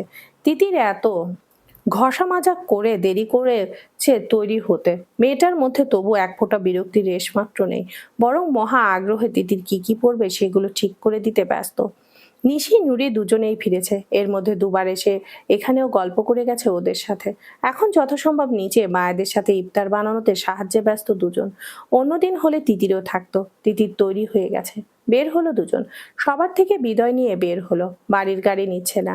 5-10 মিনিটের রাস্তা এমনি রাস্তার জন্য এমন বিলাসিতা করতে ইচ্ছে হয় না। হেঁটেই যাবে, দরকার লাগলে রিক্সা নেবে। রাহেলা দেওয়ান ছুটে এলেন বৌমার দিকে। গাড়ি ছাড়া যাচ্ছিস মানে? ঈশান রেগে যাবে কিন্তু। তোমার ছেলে কি ইফতারে আসবে নাকি? তার তো আসতে ঢের রাত। আমি তো 8টার মধ্যে চলে আসবো। মুখটা চিন্তিত হয় রাহেলার, তবুও মলিন মুখে বলে, রাত হয়ে যাবে তবুও। মামুনি এইটুকুনের পথ, কোনো সমস্যা হবে না, চিন্তা করো না কেমন। আসি। রাহেলা দেওয়ান শুকনো মুখে তিতিরকে আর বাধা দেয় না। ঈশানটা পই পই করে রোজ বলে যায় বাড়ির মেয়েদের যেন কিছুতেই গাড়ি ছাড়া বাইরে যেতে না দেওয়া হয়। একা একা তো কখনো না। কিন্তু তার একটা মেয়েও কথা শোনার বান্দা নয়। যার যখন ইচ্ছে হচ্ছে বেরিয়ে যাচ্ছে নিজেদের মতো। এই যেমন আজ নুরি ফিরল গাড়ি ছাড়া, নিশিটাও আরো পরে একা একা ফিরল। তিতির তমা যাচ্ছে এভাবে। ফিরতে রাত হবে। ঈশান যদি রাতে ফিরে দেরিতে, বলা বাহুল্য বাড়ির প্রত্যেকটা পুরুষই বেশ রাতে ফিরে অফিস থেকে। তবুও শুধু তো তাদের ভয় নয়, সত্যিই নিরাপত্তার চিন্তা হয় মেয়েদের নিয়ে। আগে তো এত চিন্তা হতো না। ঈশানও কখনো এত নিষেধ করতো না। পুরো এলাকা তাদের, এই এলাকার সবাই তাদের অত্যন্ত সম্মান করে। এবারই মেয়েদের দিকে চোখ তোলা তো দূর, কেউ কিছু বললেও নিজেদের মেয়ে বোনদের মতো আগলাতো। এখনো তাই। তবুও অন্য কিছু শঙ্কা করে কি ঈশান? কি জানি। তিতির চোখের আড়াল হতেই সদর দরজা থেকে ভেতরে চলে আসে সে। রান্নাঘরে বাকি দুজা কাজ করছে। নুরি নিশি ডাইনিং এ বসে ফল কাটছে। রাহিলা ধীরে সুস্থে এসে বসলেন মেয়েদের পাশে, গলা নামালেন। ঈশান, তিতিরের কিছু হয়েছে জানিস তোরা? আটকে উঠলো দুজনেই। আচমকা এমন প্রশ্নে চমকে গিয়েছে। রাহিলা দুই মেয়ের চমকানো লক্ষ্য করলেন, ভুরু জোড়া তুললেন। কি রে, হয়েছে? নিশি দুপাশে মাথা নাড়ল, ব্যস্ত গলায় বলল, না কি হবে, ঠিকই তো আছে। রাহেদালার মুখ দ্বিগুণ গম্ভীর করলেন, আমাকে বোকা মনে হয় তোমাদের? মা আমি তোমাদের, নারী নক্ষত্র আয়ত্তে আমার। তোমরা কি করতে পারো বলো? ভাবছো একটু হলেও টের পাই আমি?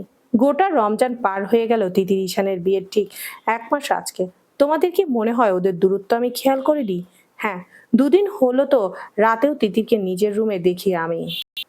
চমকে উঠল দুজনে, কারণ তাদের ঘোর ধারণা ছিল ঈশান তিতিরের আলাদা থাকার বিষয়টা জানা নেই কারো। তাদের মা এর মধ্যে টের পেয়ে গেছেন। সেরকম কিছু না মা, তিতিরের শরীরটা খারাপ, ভাইয়া আসার আগে নিজের রুমে থাকে, ঘুমিয়ে যায় হয়তো। ভাইয়াও আর জাগায় না। আমি আজ বলে দেবো আগে আগে না ঘুমাতে। রাহেলা গম্ভীর গলায় বলে ওঠেন, কিছু বলতে হবে না তোমাদের। আর 1-2 দিন দেখবো আমি, তারপর যা বলার আর করতে হয় আমিই করব। নিশি নুরি মুখ চাওয়াচাওয়ি করে তিতিরকে সতর্ক করে দিতে হবে আজকেই। অফিসের কাজে আজকাল গলা অবধি ডুবে থাকতে হয়। অন্যদিকে সামাল দেওয়ার একটা বিষয় তো আছেই। মাথা প্রচন্ড গরম থাকে সব সময়। কেমন একটা মানসিক অশান্তিতে থাকে ঈশান। মনোযোগ সহকারে একটু আগে আসা ফাইলগুলোতে চোখ বুলাচ্ছিল সে। দরজা ঠেলে ভেতরে ঢুকলো রাইসুল দেওয়ান। বাবাকে দেখে চোখ তুলে তাকালো ঈশান। ফাইলখানা বন্ধ করলো। বাবা এসো। রাইসুল দেওয়ান গম্ভীর মুখে এগিয়ে গিয়ে ছেলের মুখোমুখি বসলেন। ব্যস্ত আছো? না, বলো। রাইসুল দেওয়ান কি বলবেন ভাবলেন হয়তো, গুছিয়ে নিলেন আসা কথাগুলো। এলোমেলো ঠেকলো। বাবা, বলবে কিছু? ঘোর কাটলো রাইসুল সাহেবের। মম, হো, বলবো। ঈশান অধীর আগ্রহে তাকালো বাবার কথা শোনার জন্য। তুমি কি কিছু লুকাচ্ছ ঈশান? কি লুকাবো? আজকেও খানিক পর বের হবে নিশ্চয়। ঈশানের মুখ এবার গম্ভীর হলো। হেলান দিল চেয়ারটায়, ছোট্ট করে বলল, হোম। আমি প্রথমে ভাবলাম বাড়ি যাও তুমি এ সময়, পরে তোমার মা বলল তুমি একেবারে সেই রাতে ফেরো। অফিস থেকে তুমি চলে যাও সন্ধ্যার আগে, কখনো বা দুপুরে। ঈশান সোজা হয়ে টেবিলের উপর দু হাত রেখে বসলো। বাবা, ক্লাস 2 এর বাচ্চাকে জেরা করার মতো হলো না বিষয়টা? ছোটবেলার মাঠ থেকে খেলে ফিরতে দেরি হলে তুমি এহেন জেরা করতে। রাইসুল সাহেব বিরক্ত হন ছেলের হেয়ালিতে। মুখ কঠিন করে বলে, ঢাকাতে তুমি কি জব করতে? হঠাৎ সেটা ছাড়লে কেন? ঈশান জবাব দেয় না। ফাইলটা বাবার দিকে এগিয়ে দিয়ে স্যুটটা হাতে ঝোলাতে ঝোলাতে দরজার দিকে এগোয়। ঘাড় বাঁকিয়ে বলে, টেররিস্ট ছিলাম না বাবা। বাবা হয়ে জিজ্ঞেস করাটা আমার অপরাধ? তোমার চাকরি কি ছিল? মোটেই না। করতেই পারো জিজ্ঞেস। তাহলে আজীবন নিজের মর্জি মতো চললে, কখনো আমার কথা শোনার প্রয়োজন বোধ করলে না। তোমার ইচ্ছে ছিল বিজনেস জয়েন করলাম, তোমাদের ইচ্ছে হলো ধরে বেঁধে বিয়ে করাবে, সেটাও করলাম। বাড়িতে সেটেল হতে হলাম। আর কি করতে বলছো? দ্রুত বাড়ি ফিরবে এখন থেকে। যতদূর জানি তোমার বন্ধুরা কেউ নেই এখানে, আড্ডাতেও যাও না। তাহলে বাবা আসিই দেরি হচ্ছে। ঈশান দাঁড়ায় না আর না তো অপেক্ষা করে রাইসুল দেওয়ানের কোনো কথা শুনতে।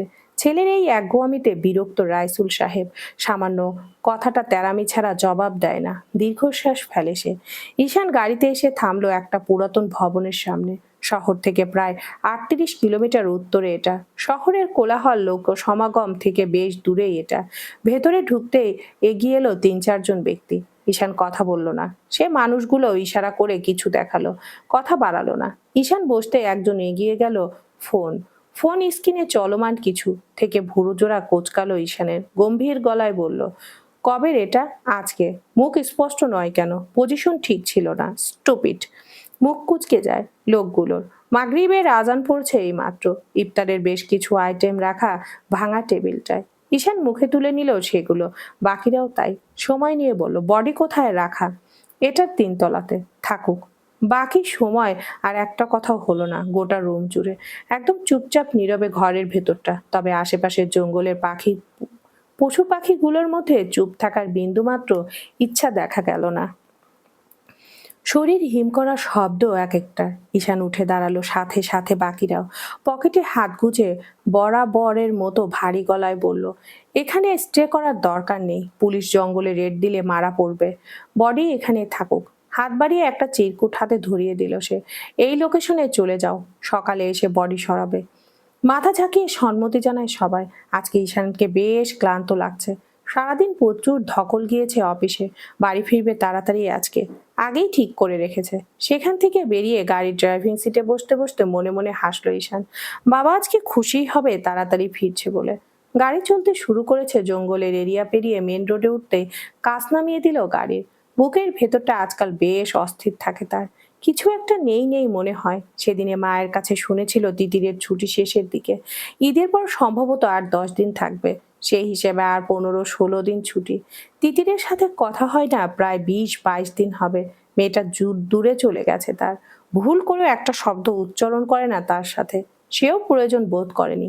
তবে আজকাল আবার সেই সুপ্ত বাসনা মাথাচাড়া দিয়ে ওঠে। আঁকড়ে ধরতে মন চায় মেয়েটাকে। জাপটে বুকে জোর ধরে বুকের জ্বালাপোড়া কমাতে মন চায়। মেয়েটার রাগ, অভিমান, অভিযোগ শুনতে মন চায়। ওকে বকতে মন চায়। গভীরভাবে ছুঁয়ে দিতে মন চায়। দীর্ঘশ্বাস ফেলে ঈশান।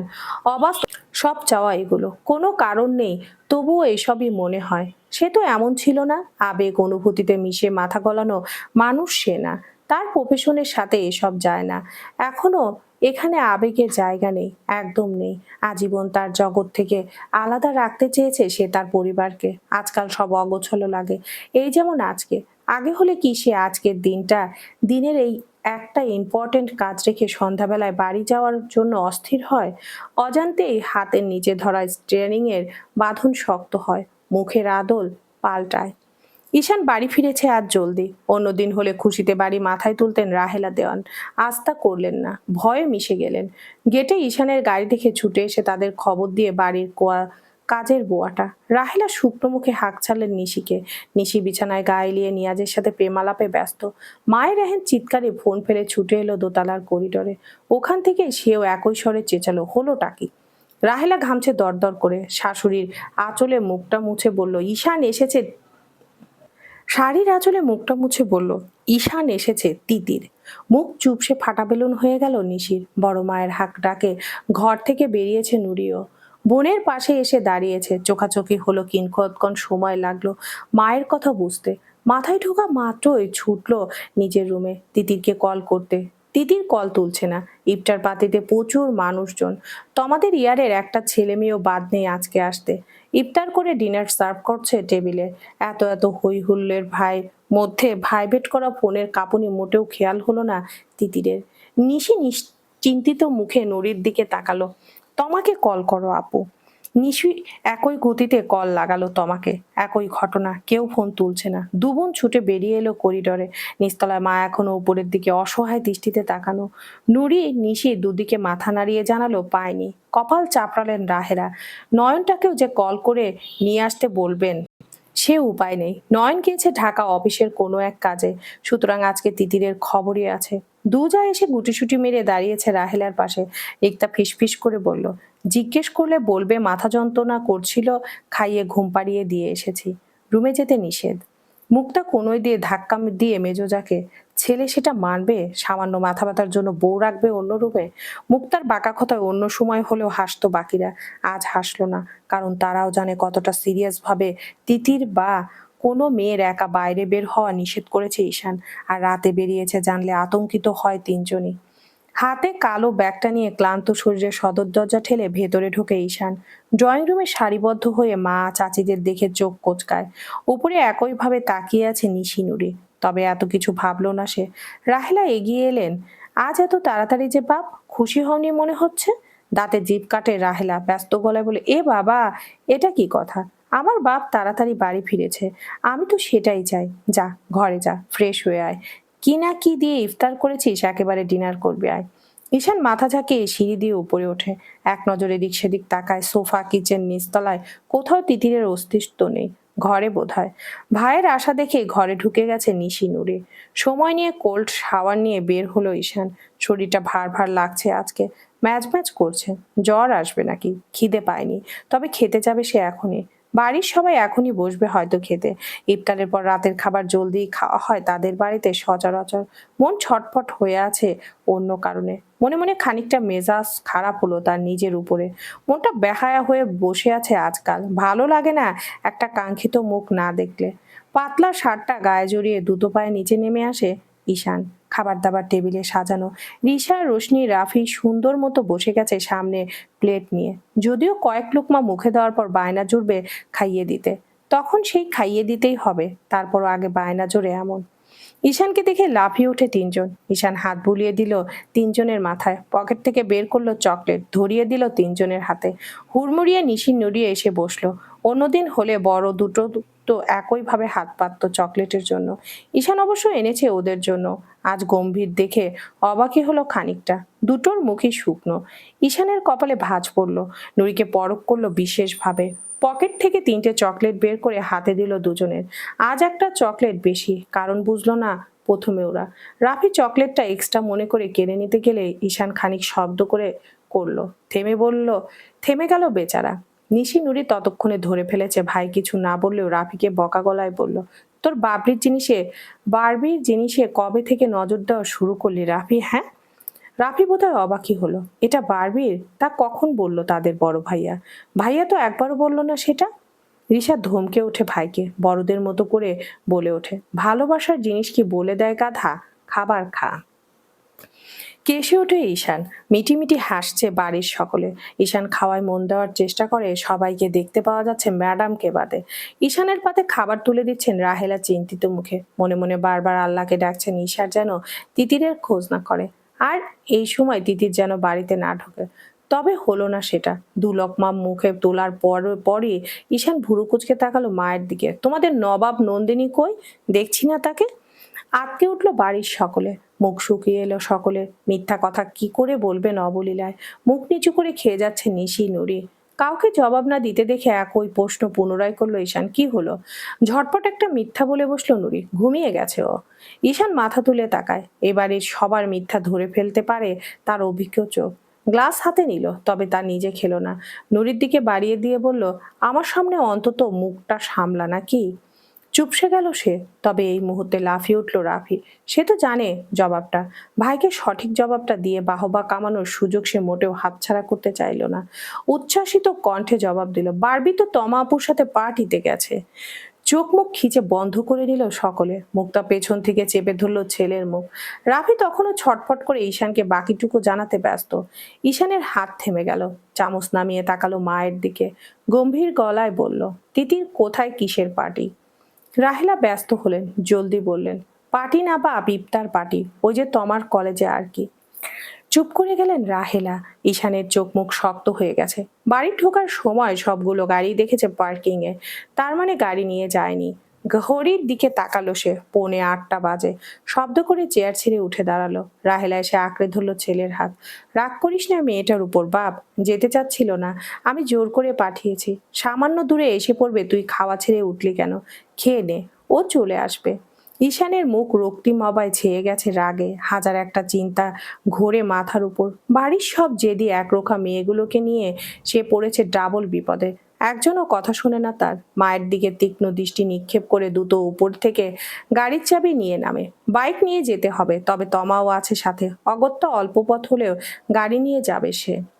রাহেলা ছেলেকে আটকাতে গেল, শুনল না। সে গটগট করে বেরিয়ে গেল বাড়ি থেকে। দীর্ঘশ্বাস ফেলে বাড়ির সকলে। নুরি নিজের খাবার প্লেটের দিকে তাকিয়ে হতাশ বলল, আজ আবার চতুর্থ বিশ্বযুদ্ধ লাগবে বলে। বড় মা, তোমার বৌমা আজকে শেষ। ভয়ে চোখ বড় বড় করে রাহেলা তাকিয়ে আছে দরজার দিকে। আসলেই বোধহয় শেষ। চলবে ইনশাআল্লাহ।